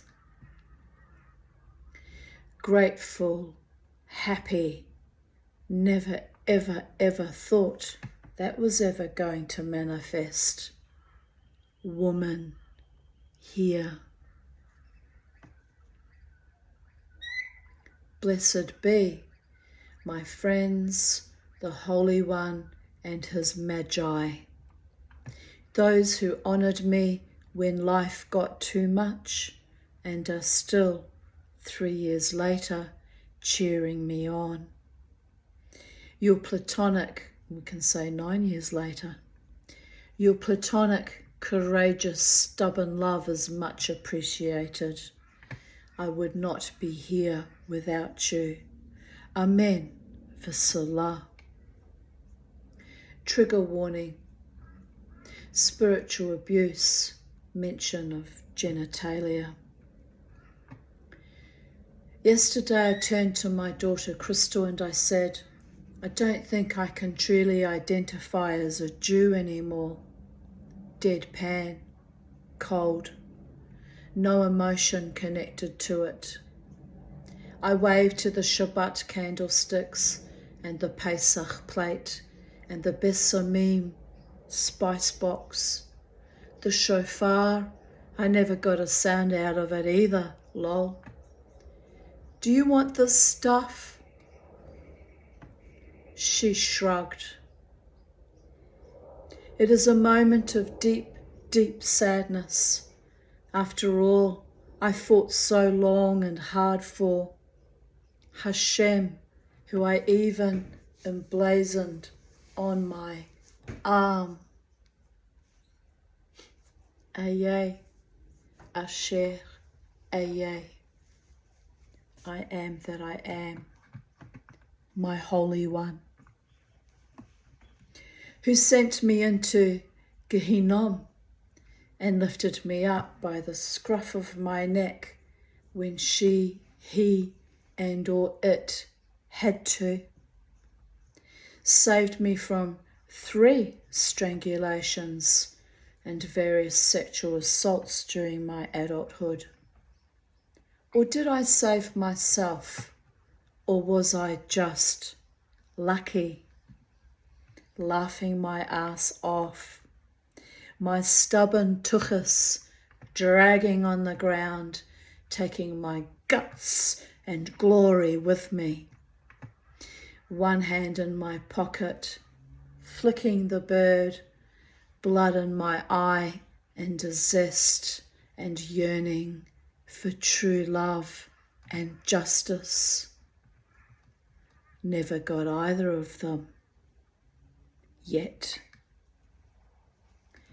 But Be'ezrat Hashem, I will have what is truly mine before this life is done and dusted, encrusted with decay and loss. I raise my standard, woman, warrior, goddess of all that is, was, and will be. Maybe not a Jew anymore. Maybe just a soul trying to make her way home. Trying to make sense out of the nonsensical bullshit that is her life. Trying to make peace with it and find a miraculous resurgence of truth, beauty, love, and the way of this little old Tanya. Not a Jew, but not forsaken by the one who knows all, sees all. I have fought too long, too hard, but I am glad of my fight, proud of who I always was. Jew, heathen, child, woman, lover, unloved, fierce, fragile, desolate, fulfilled, fleshed out, full embodiment of my own inner tiny spark of God. I threw out all my Kabbalah notes from that class many years ago, where I was humiliated and debased by the perverts, but still went each week until their discussion of my vagina got too much. Emmanuel Meshes and David Davidson and all had their slimy little cohorts. They fucking loved my vagina. Why? They couldn't have it. Giant, vapoured, filthy dickheads. Well, my mana is not in my vagina, but as it is the seat of my sacral power as a woman, it had them verklempt. My yoni was stronger than their lingams and filthy forked tongues.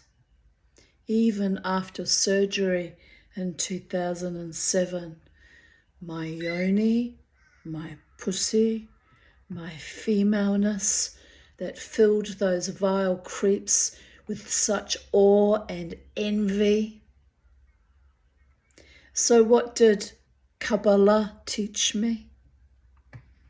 How to love God and embody God and fight like a demon for righteousness in filthy dark places that subverted holiness, i.e. so-called temples and synagogues where treachery and abuse ran rampant. How many rabbis did I witness being destroyed, and how many fought alongside me? All gone now, all of it. The corrupt and the insane, the embezzlers and the inane, the child abusers and the adulterers, the murderers of women's souls and their henchmen. Where is God?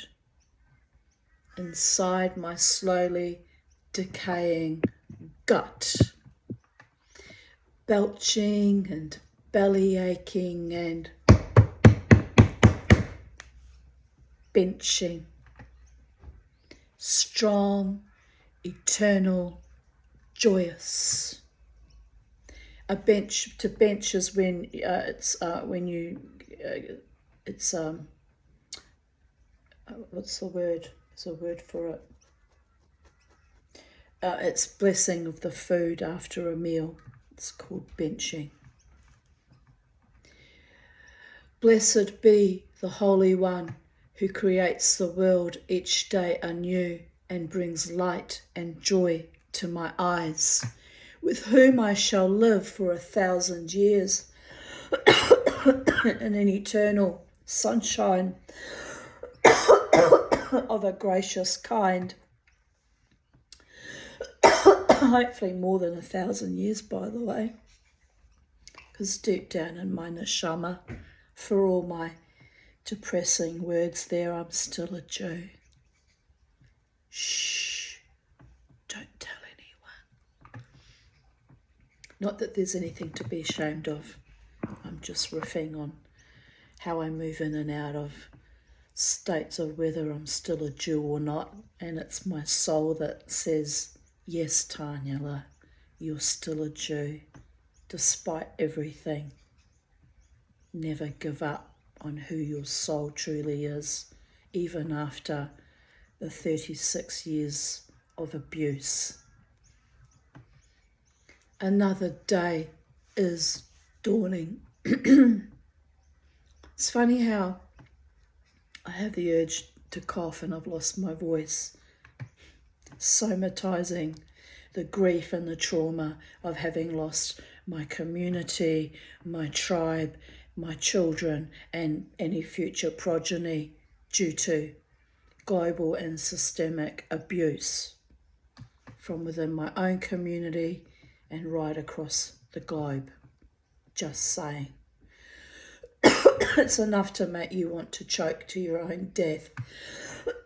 But we won't be doing that. Beauregard helped me shed and or shred the old life. Yes, he did. He was a beautiful little boy. Loved to do work for Mama. He was a real working dog. He would have actually really loved being on a farm, I think. Not sure if you can even see the photo. But there he is, surrounded by all the Kabbalah notes. And because I can't help it, I'm a genealogist, and I can't help being a bit of an archivist. I still have those notes, but in digital form. It was the physical diaries and notes that I destroyed and burned. I still have all my diaries. I try not to look at them because I get really triggered and really depressed. I'm talking about the diaries that preceded the ones that I present to you that go back to about 2000 and when did I start Facebook? About 2009. But the diaries, you think this is heavy duty. Reading my diaries that relate to, the abuse I underwent after my divorce and the Rosilio brother and sister monstrosities and David Davidson and Buck Sher and my mother, all those diaries, I can't read them without curling up, going fetal and drooling to this very day. That's how tortured I and my children were by those entities. And the Jewish community that supported them, the members of the community that aligned with them, by the way. It was beyond evil what was done to me and my daughters. So it's why we've kind of let it all slide away like a fucking avalanche of shit. Who wants to live in that consciousness? I want my beautiful life with people who treat me with honour and decency and deep love and affection and soul nourishing and kindness. That's authentic and real, and my 3D reality in the eternal now. Because I've lived the alternative for decades in spaces that were meant to be holy and righteous and honouring, by the way. Oh, the irony. Satanists and Luciferians treat me better than my own members. Some members of my own Jewish community did. That is the biggest mind flip of them all, babies. But I'm not completely dark-sided either. I still believe in God and that God still has my back, and I still send messages from my angels. Some of my angels are a bit fucking dark and wrathful though. I've had to integrate the darkness as well as the light. But it's funny how the light's streaming across my iPhone right now. But I'm still of the light. Don't get me wrong, But by the gods, as I always say, as it was presented to me by someone else initially that said it to me, no one ever fucks with the Tanya because I'm integrated, dark and light. And, abuse me or delegitimize me or be cruel to me or be a sadist or be a pervert or be whatever, however you want to manifest your evil shit at me, you'll bite off more than you can chew. And it won't come from me personally, but by my angels. And I know that. I've seen it in action too many times. It's why my friend Adam at the casino wisely came up one day No one dares fuck with you, Tanya. That's how much darkness and evil and rot was surrounding me back in 2014 and 2015 when it actually got too much for my nervous system. That's how immersed in it I was. And as I said earlier, I've been riding through some other kind of malevolence the last 2 months. A near death again, 2 massive parking fines which I managed to dispute and got reduced to 1. Optus bullshit again. It's cyclic. It's every few years. It's almost, I can almost set my watch by it. Damage to my car on Sunday, you know, what I thought was the end of a friendship, but I'm grateful and happy to see that, you know, I was mistaken and I was wrong about that. Me with my trust issues yet again. So it is partially my fault too. Anyway, it's how I know that man is a true friend and does love me as a friend, because does he keep a tight hold over me when I arc up on occasion. He just very patiently, very calmly and very kindly just says, you're my friend. And that man has potential to be my friend for a very long time. And how do I know? Because that's how Jared was with me when I first met him 32 years ago. I was very, very broken. I'm mentally much better now at 59 than I was at 29. Trust me on that. I know I met him when I was, it's 30, so I was 27 when I met him. My marriage was beginning to crumble and I was mentally very, very broken. And that young man who was much younger than me, Jared's 6 years younger than me, by the gods, he was just so patient and so kind and so supportive. And I'd occasionally have my little flippity jibbity flip outs and Tanya tantrums, which in those days 10 times scarier than they are now, because I've learnt to contain them with the getting of wisdom and the aging process. And he would just ride through all of that, and he would just, I know, Tanya, you're going through a lot, you've been through a lot, I get it. That's the calibre of that man.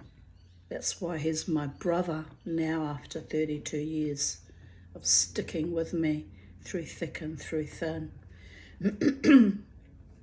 So, yes, men who can tolerate me when I have my little flip outs, my flibbity gibbets, my little Tanya tantrums are sometimes a bit astonishing, are real men with real heart and real soul and worthy of being in my life. To you, my darling. Just debriefed with my psych. He agrees that it is government-sponsored genocide, that the hospital refused to operate on me. I was struggling with gallstones at that point in time. He says I am in the wrong demographic. Had I been the wife of a lawyer or an accountant living the economic dream in Ascot, I would have been given the relatively simple operation.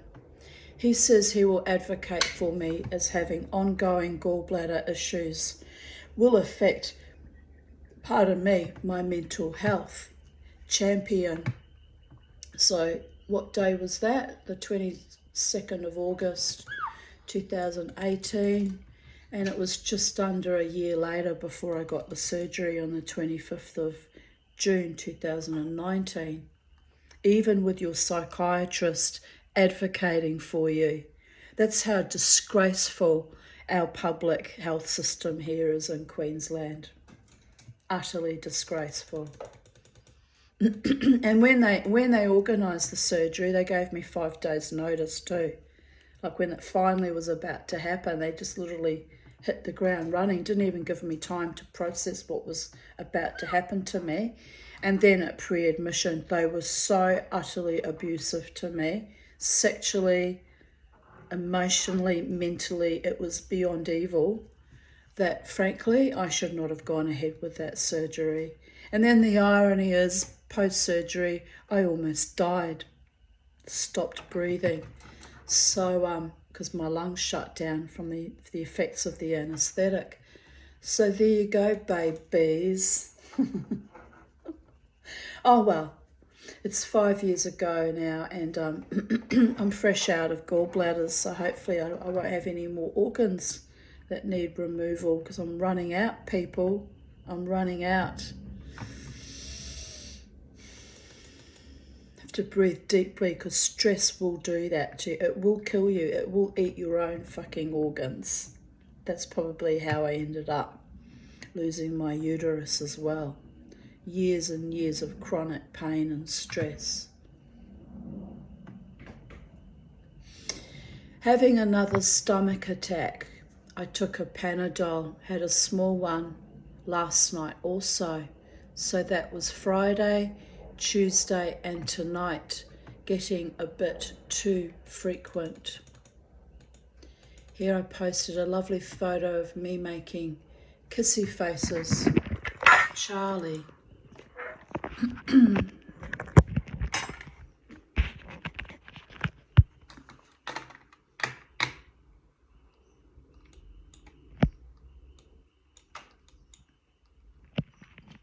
really like that photo because she's like all shiny and gleaming and in the foreground. Just how the exposure happened with the camera, I guess. Barefaced ladies on the green. This is this is Jenny and I. Can you even see it? Oh yeah, there we go. Yeah, we look pretty we look pretty on the green there, just saying. Oh dear goddess. Oh, it used to be funny when we got stoned together. Oh, we'd just talk shit to each other. It's blah, blah, blah, blah, blah, blah. We wouldn't even be listening. We'd be just like, blah, blah, blah, blah, blah, blah, blah, blah, blah. It was hilarious. Oh, dear goddess. We did have some lovely times together. 22nd of August 2017. Little Frida hen died this morning. And Kellyanne wrote, "Why? I'm so sorry for your loss." And I replied, "She had a bad prolapse. I tried to help her, but she must have been too far gone. I've buried her in the garden next to my other pets. But my back is so seized up. It was only a shallow grave under the trees, so I had to cover it with a big rock. Such is life and death at sacred space." Jared wrote, "Sorry to hear." Morris wrote, he sent a meme of what looks like a crying deer. It's very sweet. Rachel wrote, "She was well loved and looked after. You did a great job looking after her. She loves you for that." Oh, Rachel's so sweet. 22nd of August 2016. I abhor mediocrity. Yes, I do. I abhor mendacity too. Anyway, let's hope I'm not surrounded by mendaciousness, because I really will be cutting and drying then. I don't know if you can see it, but it's Harvey, my beautiful Harvey.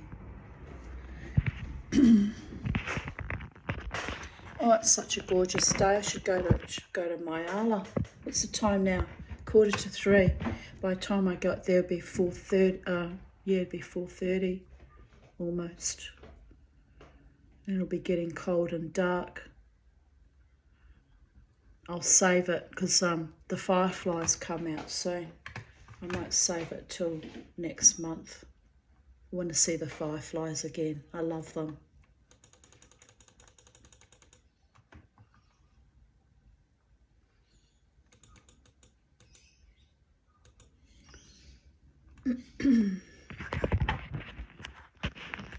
Here's Beauregard. Can't quite make it out though. So my screen's all... I washed it, so it's all murky looking. Oh, I won't bother showing photos anymore, wasting both your time and my time. Time is of the essence. Babies. Bobo loving Harvey not so loving Bobo. And it's a photo of Bobo smothering Harvey with his face, which he loved to do. And Harvey looking quite agonised and horrified and, get him away from me, Mama T. Get that dog away from me, Mama T. 22nd of August 2015, trigger warning, suicide attempt. Oh yes, this is what triggered it actually. I have been fined and abused by police at the Brisbane City branch for defending myself against a pernicious harasser, also banned by the casino. My crime? Refusing, which is weird because they didn't actually ban me. So I don't know where I got that idea. They must have told me they were going to ban me, and then they must have... I think my psychiatrist advocated for me actually because they didn't actually ban me. My crime?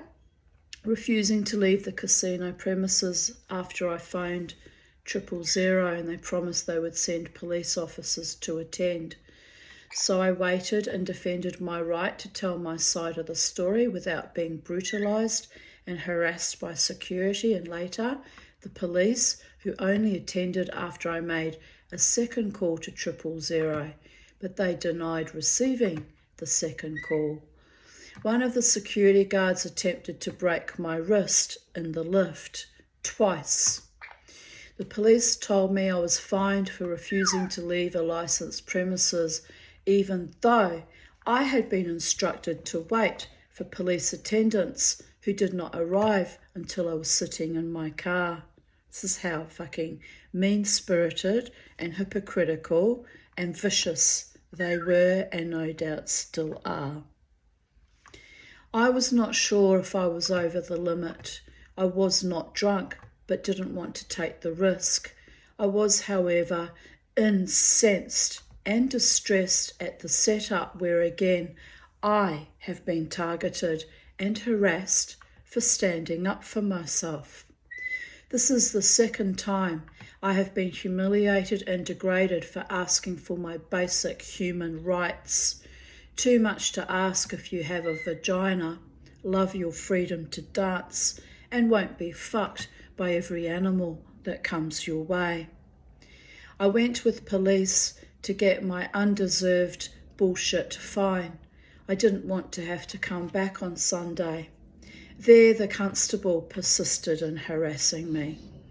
As I left, I told all the police in the front counter that he was negligent and abusive and shouldn't be a cop. They forgot the batteries for the breathalyzer when I asked to be breathalyzed so I could go home. So they whined I was taking up resources and wasting their time. I said, I am not the one who forgot my batteries. He called me a stupid old bitch, totally inappropriate and wrong. I feel distressed, violated, and worst of all, set up by security at the casino, who let Lana constantly harass me and then vilify me. Sick, evil, bullshit. All of it. I'm sick to death of this evil, misogynistic culture in Brisbane. So Lana wins, the casino supports abusers and harasses me, and the police back them up. Evil, evil shit. I've got to get out of this rotten, filthy country, she says, not for the first time. It is just too much. CE 11186 was the security guard that tried to break my wrist, and the security in charge, KEIS 156676. I will consider writing an open letter to the newspapers. Barbarism and attacks on women is alive and well in the Brisbane CBD. I know I am their favourite scapegoat. Tarina wrote, this time there is an eyewitness to what actually happened on the dance floor. She actually backed me up. It's very kind of you, Tarina, to put your neck out for me, given how well hated I was in that space. Very brave and kind of you. I have not forgotten that mark of nobility and friendship and honour. And courage, by the way. Update 22nd of August 2023. Interestingly, exactly, well, it was 8 years last year. Exactly 8 years to the day. Isn't that weird? Don't you find that confluence of patterning of history repeating weird? Because I know I sure as shit do. Interestingly, I have been bullied, marginalised and harassed out of that dance space again on Saturday, the 5th of August 2023, when I went dancing, as is my usual habit, only 4 days after my beautiful dog's death. I was still in deep grief and feeling vulnerable and traumatised by the vet's inactions and sadism. The casino has been making me feel unwelcome for several months. Rudeness by bar staff claiming they can't hear me when I order my usual Jack Daniels. I mean, I've been ordering that drink for many, many years, but they would go, what? What drink? It was really obnoxious. And increasing harassment from various entities there. I asked them what has changed, as I have always danced and sat to rest in the corner of the stage in the same spot. Greg, the tech guy, told me I was not welcome in the new venue, which will be 5 stars, and they have already brought in behaviour modification, e.g. not allowing drinks on the dance floor. No, they want NPC automatons with no heart, no soul, no joy, and no fucking clarity of mind. Fuck them. Their new venue will be a soulless, plastic virtual reality, i.e. boring. I won't miss them. After 12 years of abuse and stressors, including being threatened that I will be stabbed in recent weeks. For what? For enjoying my usual dance, living my best life, joyously, courageously, wholesomely, and as usual, defiantly. They sabotaged me for 12 years, from even meeting any potential partners with their viciousness, and when I spoke out about it, they harassed me out of that space. Also for defending my friend Segal, as they got rid of her by accusing her of theft, which I know she would not have done. Good homes needed for 4 cats and 6 hens and 3 ponds of goldfish. Please inbox me if you are interested. This is here where I'm spiraling down, people. To Lynn and Jared, I love you both. You fought so hard for me for almost 3 decades. So very hard. You were my only true loves apart from Bella and the cats. You are the only people in the world who stood by me no matter what life threw at me. And life threw plenty of evil shit. So much that even 3 rabbis fought to protect and defend me. 2 of whom lost their careers because of me, so they learned to hate me also. I can't go on much longer. It's way too much. I wanted 3 things from life. to be happy, to have a loving partner, and to have a little fun before I leave this mortal coil. The casino, Queensland Police, and the Australian government have won. They hate women. They will save the pension when I am gone. Government-sponsored genocide. This is long before COVID became unleashed on our world, by the way. I am just a fucking number. They don't care that I became this way because of all their misogynistic and systemic failures. Tonight, another prime example. You know, I actually wished I had glassed the evil bitch. I didn't mean that. I really didn't. But here I write, it would have been worth it. But I am a good woman, constantly vilified and victimized for defending and protecting myself, which I have had to do since I was a very small child. After a lifetime, 50 years of almost constant abuse, I am done. Please understand, this is not that my beloveds have failed me. Doctor, name redacted, Jared, Lynn, have been my constant supporters, and over many years with their unconditional love and respect brought me so much comfort and joy. Now I know what an immense burden I have been. Being accused of defamation by an alleged pedophile, losing the one man I loved, and tonight's degrading debacle, and it came up in my memories a few days ago. I was also recovering from a very bad skin cancer excision, so I was raw from that too, is the final straw. I love you.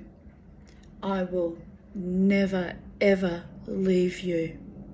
I will be with you for eternity. Without you, I am nothing and no one. As much as God sent me oppressors, pedophiles, psychopaths and bullies, He brought beauty to my life as well. For that, I am grateful. My friend Gillian Kay, who I know from Facebook friend, wrote, Tanya, what has happened to you just isn't fair, but most of us have to battle through one way or another. You have had so much bad, it can only get better. You are such a great person. I am sure it will. Kiss, kiss. Sally, wisely reading between the lines, wrote, call me, there for you, Tanya. And Jared wrote, any news, Julie Goddard? I can't get through on the mobile and the PA is giving no information. Terina Edwards wrote, I saw the whole thing, Tanya, and went to the security guards and said exactly what happened. You did nothing wrong. You were sitting on the stage in the corner having a rest, and this delusional bag comes up and starts on you. You put your hand up in defence and told her point blank to leave you alone and to go away. The security guard tried to tell me his staff told him you held up a wine glass and threatened her. I said, no way, we have been minding our own business and just dancing. That old bag came up, tried to talk to the band, and they ignored her, and then she turned to you and just started. She was thrown out and the security guard said they would be reviewing the footage. I said, you do that because I'm an eyewitness and I will be making a formal complaint against her and security. They were nowhere around and just made shit up. You did tell me, here comes trouble, and you were right, but this time there was an eyewitness. I've just rung up the casino and left a message to the head of security wanting to make a formal complaint. He apparently doesn't work on the weekends. I've told them if he doesn't, I'm going to the media and I'll report them to the Liquor Licensing Board for letting a drunk woman in. She was so drunk she could barely walk. That female, Lana, was always so drunk she could barely walk and constantly harassed me for years. And they got off on it. So that night, I finally burst my bubble, but not in a fucking good way. That was not good, what happened there. Tarina wrote, thanks, Julie. They're responding to Julie, telling them, updating them. Jared wrote, I'm with Tanya now at the hospital, still waiting for the doctor. Tarina wrote, thanks, Jared. Just let her know the head of security rang me back and had a long talk with me. Unless Tanya was given an exclusion order, she is welcome back tonight. I told him what happened and he is going to review the tape and will look at placing an exclusion order on that Lana person. They didn't. She still floated in and out from time to time. I also told him to ask the band about how aggressive she was, and it was totally unprovoked, and Tanya was just sitting and resting. Oh, that's surprising. It must have been Alter Egos that was playing that night, because it says here, Scott was very sorry to hear about the effect this incident had on Tanya, and I really tried to paint a very clear picture about how unprovoked it was, and if there was a reaction, it was Tanya with her hand up asking the lady to leave. Tanya, you did nothing wrong. This is more about a drunken old person with self-esteem issues who was trying to get attention. Update, 9th of September 2015. Took me a while to respond because I was still recovering from the fugue state of the suicide attempt. The fugue state only lasted about 24 hours, but I was not right for, as you see, a couple of weeks after. At Tarina, thank you so very much for defending me. Not many show your kind of courage. Proud of you. Thanks to all my other friends who came to support me when I did the unthinkable, especially Julie, who listened to her intuition. Kiss, kiss, kiss. It is the 9th of September as I write. There was no follow-up from the PA hospital, and I was sent home at 4 a.m. with a taxi chit. They stated, because I was kind to an increasingly agitated fellow male patient, as they had not been inclined to deal with him. Yeah, duh. Because I am a healer, and quite frankly, they dehumanized him by not letting him in the other lounge area where he could have laid down on a 3-seater couch. He was 6'3". I told them off as they ended up doing a takedown on him as he grew increasingly frustrated and agitated. For fuck's sake, he actually just wanted to lie down. It's all he wanted. And when I was put in that other room and I saw there was a couch he could have laid down on, I was even more furious. It was so abusive what they did to that man. I laid a formal complaint via my psychiatrist. Yes, I just had my own suicide attempt and I'm sitting at the PA waiting room waiting to be potentially admitted to the psych ward, watching all that evil shit going down, and in my fugue state, or post-fugue state because I'd come out of it, was fighting and advocating for another patient. That's the calibre of my soul and my character, by the way. And to be honest, I'm still astonished by that because I should have been going within and actually only worrying about my own silly self. But it was awful what I witnessed. It was so awful that it needed reporting too. Absolutely. Anyway,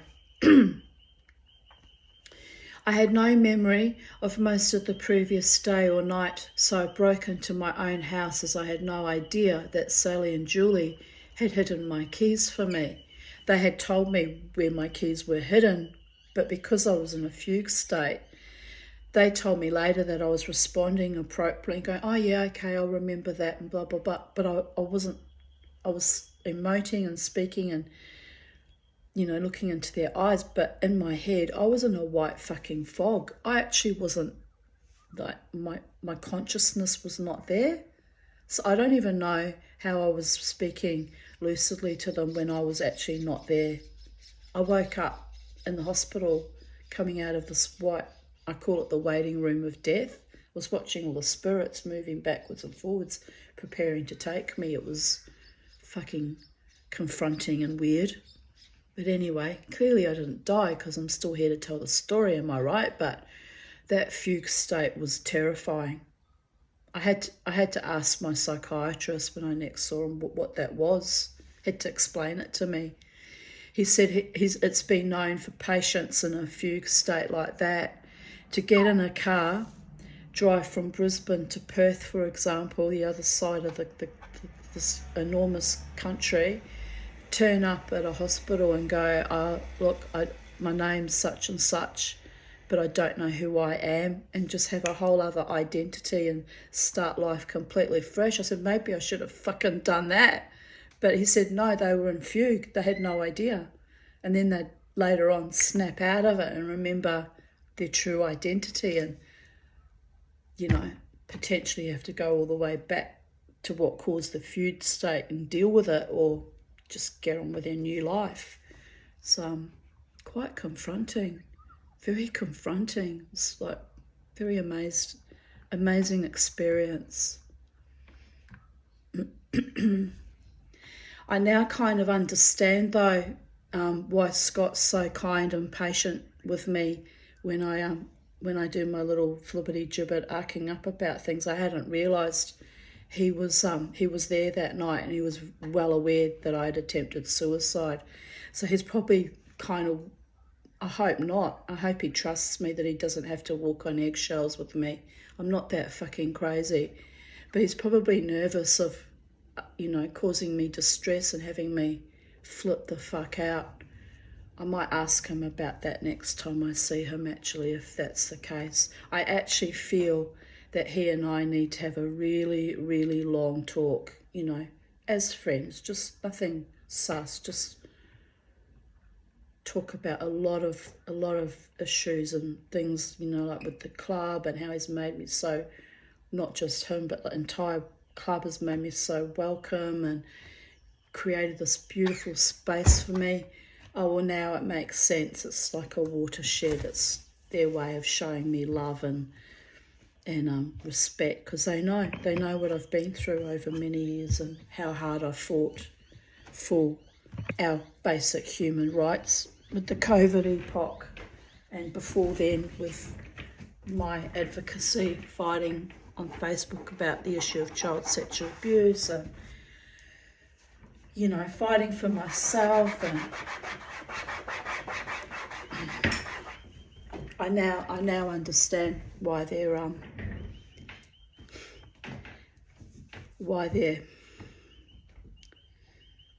lifting me up, my little earth angels, almost like lifting me up on angels' wings, earth angel wings.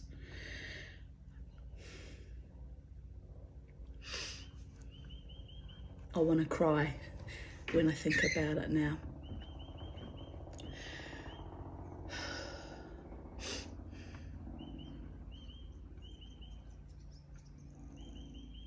Anyway,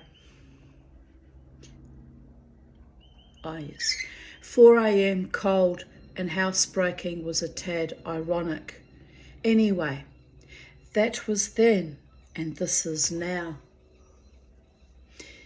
I've had lots of love and support from my friends. This afternoon, I have my usual debrief with my psychiatrist. I wonder if he was even told about my impulsive, enraged but determined effort to do myself in. This is the problem when you have complex PTSD from a childhood like mine, is the suicidal ideation can be very, very impulsive.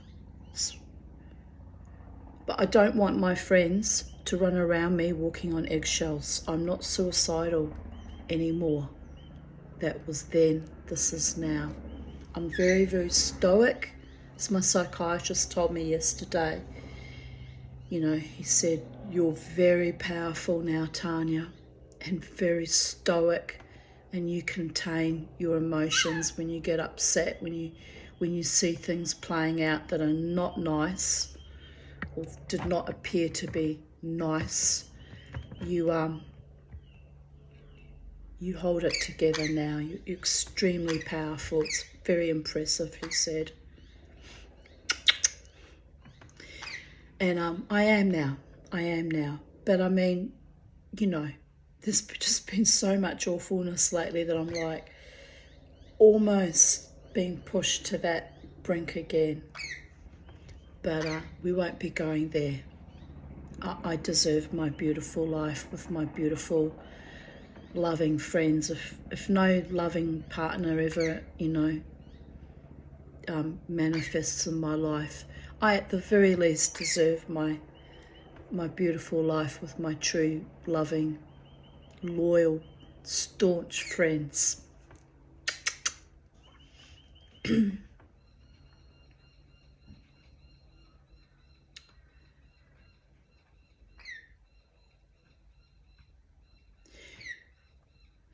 I've got chills. I've just got such fucking chills because that's come as a shock actually, that he was there. I didn't remember that he was there that night playing guitar while I was fending off fucking Lana, and then all that. That would have looked really bad too. Oh, they must really love me. The alter egos must really. They've seen me act out on a few occasions now, like back on that event. And then the one in the Brooklyn Standard when I fought off those two awful young girls, young women. And they high-fived me and went, you're awesome. I was like, what's wrong with you? Well, this is beyond awful. But no, now I understand why they thought it was awesome, because they knew it was the only course of action I had left. I'd been reasonable with those girls too, and it told them to stop it. So now it kind of makes sense why everyone was so supportive of that, because they know I only fight back. I don't start fights, but I will defend myself if need be, protect myself if need be. Oh, well, I might not need that long discussion with him after all. It's all coming out. My memories, oh dear goddess. Oh, that's a bit weird. That's a bit weird and almost fucking supernatural. Oh, well, there you go. I had lots of love and support from my friends. This afternoon, oh no, I read all that. Sorry. Rewind, where are we? Jared said he was amazed that I took so much time to edit and fix all the spelling mistakes and typos in my goodbye note on Facebook. I laughed. I said I was determined if I was going to go out, I would do it right. Well, so much for a superb education.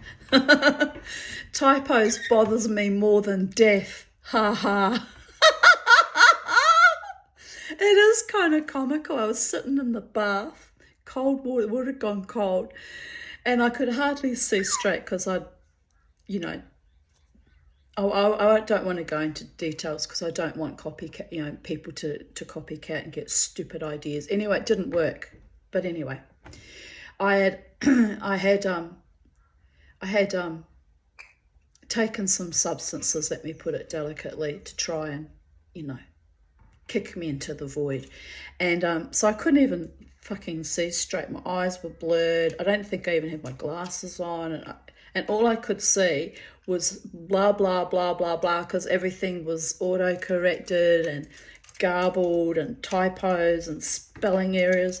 And I remember like sitting in the bath and looking at it and going, fuck! I can't publish that. That's terrible. What kind of a suicide note is that? They won't even understand a word I've said because it was all ass up. So on went the glasses and I sat there and I edited every fucking word and then I blacked out. Like, you kind of have to laugh. That's how determined I was that I would go out with, a bit of fucking dignity and grace at least. Oh, dear goddess. Anyway, it's not really a laughing matter, let's be real here, but you can see the funny side of it. Anyway, funny old world, still here. The dance continues, although I was a bit of a berserker at 2 separate gigs on Saturday. 1 minute out for the count, the next shaking down life like a newborn Damon. Ha ha. All good. Everything in its season and everything has a reason.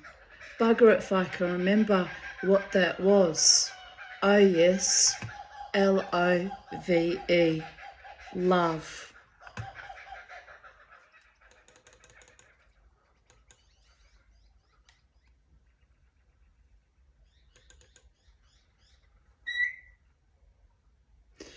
So this is going to be a little bit repetitive, but it was another post I made about the suicide attempt. Survived my first serious suicide attempt. Actually, it was kind of my second, but let's not split hairs about that, shall we?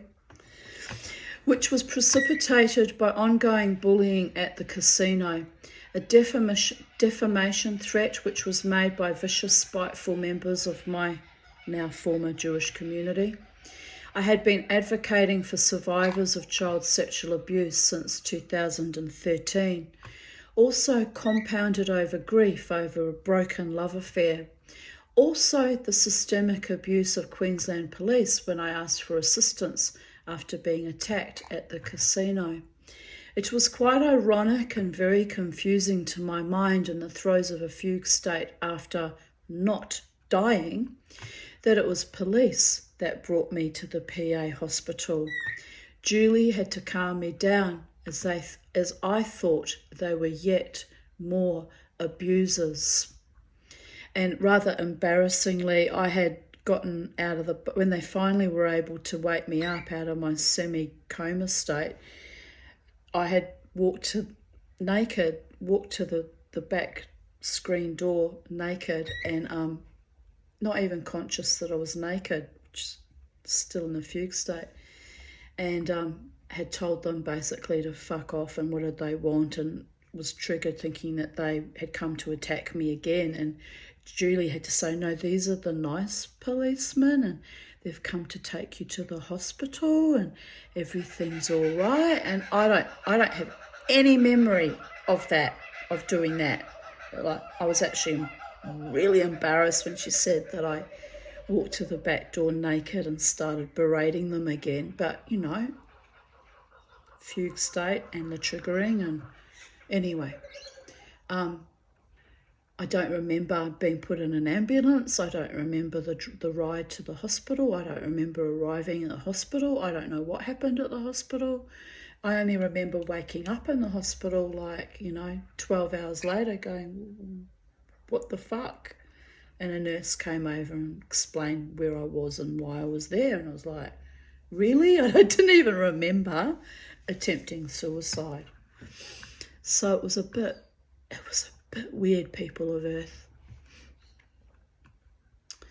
Also the devastation that my life remains in turpitude, that should say torpitude, and poverty and fucking epic cascades of trauma as everyone had a ride on my perceived victimhood. If not for Julie, Jared, Sally and Lynn, I would not be alive today. My true heroes. Update. Now I'm grateful that I hit the reset button on my life that night. Since then, I have continued advocating for survivors on child sexual abuse on Facebook as an armchair activist. Yes, I know, bit of a wanker, but someone has to end the shame, silence, fear and apathy by standing up and being counted.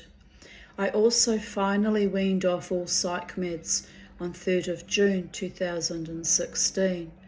It took a month and all I did was shit. I have been free of all psych meds since then, 2 years, 8 months, now 8 years. Amazing. My mind is finally my own. Although I do feed it with TV programming occasionally, 2 years, 8 months can't be right because it's only August. And it was June, July, August. Must have been the other way around. Anyway, it's 8 years and 2 months that I'm free of psych meds. And I'm very, very proud of that because they really messed my mind. To be honest, they probably contributed to the suicide attempt as well. Psych meds can tip you over the edge just as much as any other event. Certain psych meds, especially Zoloft. Zoloft can turn people homicidal. It's documented. I read about it when I was working for the Office of Health Practitioners Board about an elderly gentleman that was on Zoloft that had been happily married for 46 years, rolled over and murdered his wife. When they asked him why, he said, I don't know, just felt like it. They worked out it was the drug. The drug had tipped him over the edge. Happily married man.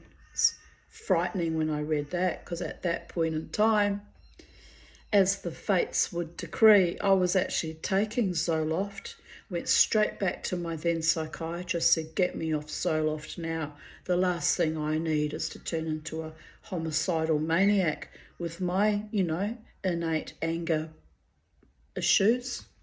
So we changed it immediately.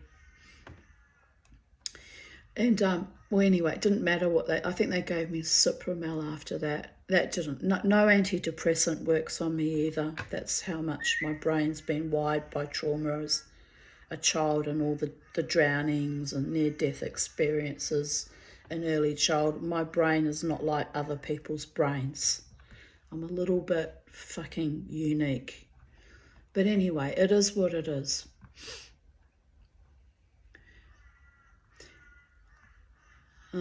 Where was I? I've tried to improve my health by dancing more, attending ecstatic dance, as well as still stomping down those pernicious evil demons at the casino with my few loving, loyal friends, as I will never, ever, ever let the bastards grind me down, even though some of them still stalk me regularly. I rise above their ignoble, petty, spiteful bullshit. It hurts, it will always hurt.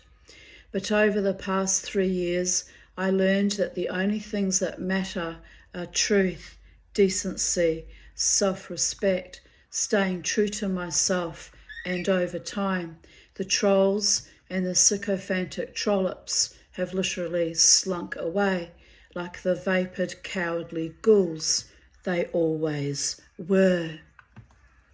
In point of fact, all their cruelty and nastiness has only served to make them look rather silly and pathetic and vile, and nothing stinks more than mendacity.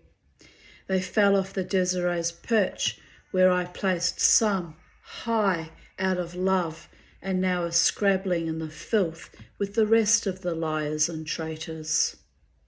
So I have simply become better, not bitter, and somewhat detached from all the execrable attachments these former friends and casual partners placed on me. I belong to no one but myself and God, and that is my superpower and my madness. Freedom from fools feels so peaceful and accomplished and joyful. Indeed it does. Here's a photo of me I took. I went straight out dancing, straight out the following weekend, and I took this photo of myself. I put, because I'm whimsical like that, a tear under the eye to denote that, no, it wasn't a tear, it was a semicolon. My own sardonic, sarcastic wits. I want to show you that photo properly.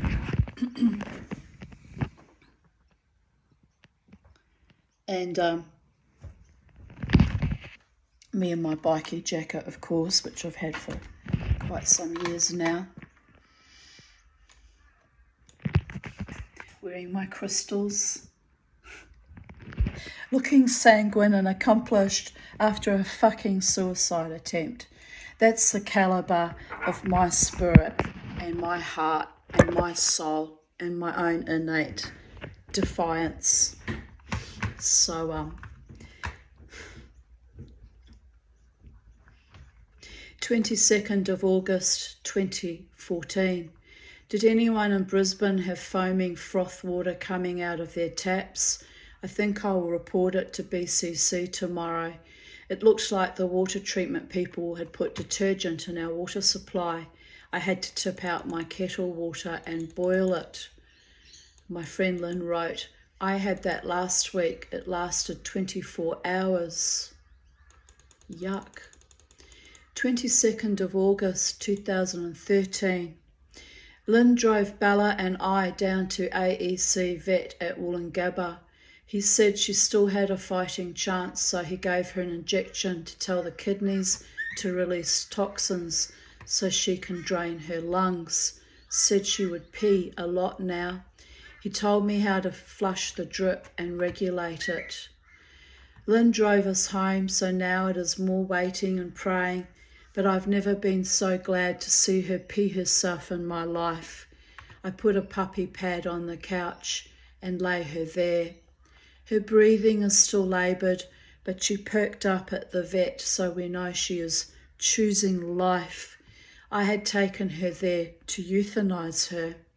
He said with her looking around so brightly and her gums had turned pink again, they had been a greyish blue, so I thought she had reached the end and was suffering, that he wasn't keen to euthanise her, but the choice was mine. So we are battling on as I want her to keep living. Glad to have her home, but not quite out of the woods yet. I feel so fraught, but will be so thrilled if she survives. We are fighting for each other. Lynn supported us so beautifully, staying with us till just recently, putting up with my hysterics, making me tea, driving us in the night. She is a champion. Thanks also to everyone who rang and offered support. Our little New World leader and her unworthy human sidekick are very grateful for the abundant love we are receiving. Kiss, kiss, kiss, woof, woof, kiss, kiss, kiss, and Bella hugs. I had some lovely comments sending me positive energy and proud of her, but ultimately she died the next morning. 2 hours sleep, what an ordeal. Bella is still alive. I am so proud of her. She is still fighting hard for her life and for her mama. I am in awe of her spirit. Love, love, love this dog, my little soulmate. I was so cold trying to sleep on the couch so I could lie near her. I stupidly brought my doona out to the lounge and finally succumbed to sleep with the alarm set for 8:30 a.m. for her next dose of fluids. She dragged herself in front of me and must have peed on the edge of my expensive doona, and I don't care. I washed it down with vinegar. I am so exhausted, but so happy she is still fighting. A really good sign. And then later, Ave Bella Rosa Aarons, a light so bright she will shine forever. She fought long and hard to stay alive and be with dear Mama. She was the greatest love of my life, and I have had many, many animals in my life. She loved me with such intensity that it was awe-inspiring. In the end, it was cruel to try to keep her with me one more hour or one more day. Everything that could go wrong for her in getting right treatment and even euthanasia did. I know she will forgive me, as we all tried so very hard to keep her with us. I will miss her forever, my little New World leader with the willpower of titans. I know she will await me in Valhalla. I love you, Bella. You are and all were my greatest joy. Blessed be. May God keep your soul safe for me until we meet again. And then I had lots of comforting and supportive comments from my beautiful friends, including a beautiful poem posted by my friend Regina Burton about the Rainbow Bridge, which I won't read it all again because it's too much for my nervous system right now, but it was beautiful. And I replied, "Thank you, Regina. I believe this too. She and all my other beloveds will wait for me. Her spirit is with me still. I woke up feeling so much love energy. My brave, sweet little girl will walk beside me in spirit. She was that strong. One of the reasons I called her the New World Leader. Unfortunately, her physical life is over, but her spirit is forever." Update 22nd of August 2022. It was a harrowing night, but I am so grateful for Lynn's loving support as always. Bella is deeply missed, as are all my other pets that crossed the Rainbow Bridge. They gave me so much love and joy. 22nd of August 2012. Lynn rang me early and came over to pick me up to visit her friend Annette. Annette totally spoiled Bella, who thought it was marvellous. We had a nice day together. I felt so exhausted but managed to have a pleasant day regardless. 22 August 2011. I've just spent hours watering, weeding, sweeping leaves in the garden, also collecting wormwee. Now thoroughly exhausted, but I enjoyed the wild wintry winds. Reminded me of Wellington, but at least the winds are balmy here. I have a wild windy hairdo to match, as I washed my hair today and forgot to brush it and prefer to air dry it anyway. So now I have way too much air in my hair. I truly look like a woman who runs with wolves now. Surprises in the garden today. Freesias starting to open and 3 orchid flowers. Woohoo! Also found some lovely heartsease in the mulch that Annette Drummond gave me in amongst the base of the passion fruits. I love it. 22nd of August 2008. The Tanya is stressed to the max after finding out her mother is in an aged care facility.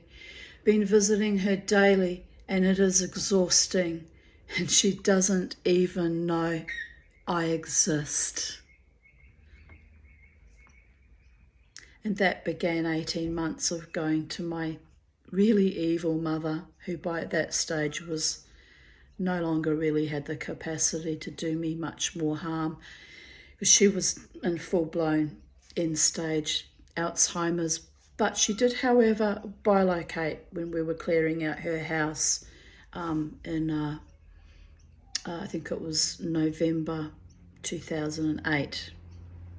She was bilocating, and haunting her own home, haunting my daughter Crystal as we were packing up her chattels, which was fucking mind-blowingly, supernaturally distressing and disturbing. And Crystal freaked out, as you would, hearing her grandmother's voice saying, "Oh, that's lovely, darling." She was singing as she worked. So I bundled us all in the car, my friend Jared, my daughter and I, and we drove straight to the Morton Care nursing care unit and to visit my mother. And I said, "Mum, the public trustee has given me permission to look after all your chattels for you. And, you know, I'm only minding it for you when you come home one day," which was a bit of a lie because we all knew she wasn't coming home. But I just wanted to, you know, give her assurances that they were indeed her things and that I would be safe keeping them for her until her death. I didn't tell her that, though, that way. I also knew she probably wouldn't understand because she was gaga. But after I told her that I was the caretaker of her things and that I would be storing them and looking after them, she looked me directly in the eyes and she went, "Oh, thank you. I was so worried." Lucidity again. And I just looked at her and nodded and we left. And I said, "There'll be no more bilocating now." She was worrying over her things.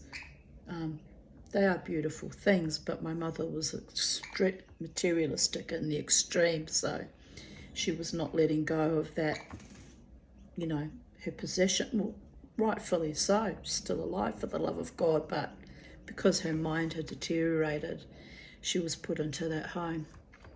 So, yes, that is the power of my mother to bilocate when she was still living. And she'd been known to do it a few years prior to that, bilocating, visiting her friend David McSkimming also. Anyway, thus concludes today's readings of Even Date. I have someone I need to message and kind of apologise. I hadn't realised the enormity of all of this. It's a bit humbling. And it explains a lot. It explains a lot that I've been struggling with, not quite fully understanding. So there you go. The truth always comes out in the end, and it always sets you free in the most beautiful and profound ways. So have a beautiful day wherever you are on planet Earth. It's still a lovely afternoon here. And God and Goddess bless all of us in the space-time continuum. May we have all our most beautiful heartfelt dreams come true, and may love always and forever be the law and the fabric of the multiverses. Bye for now.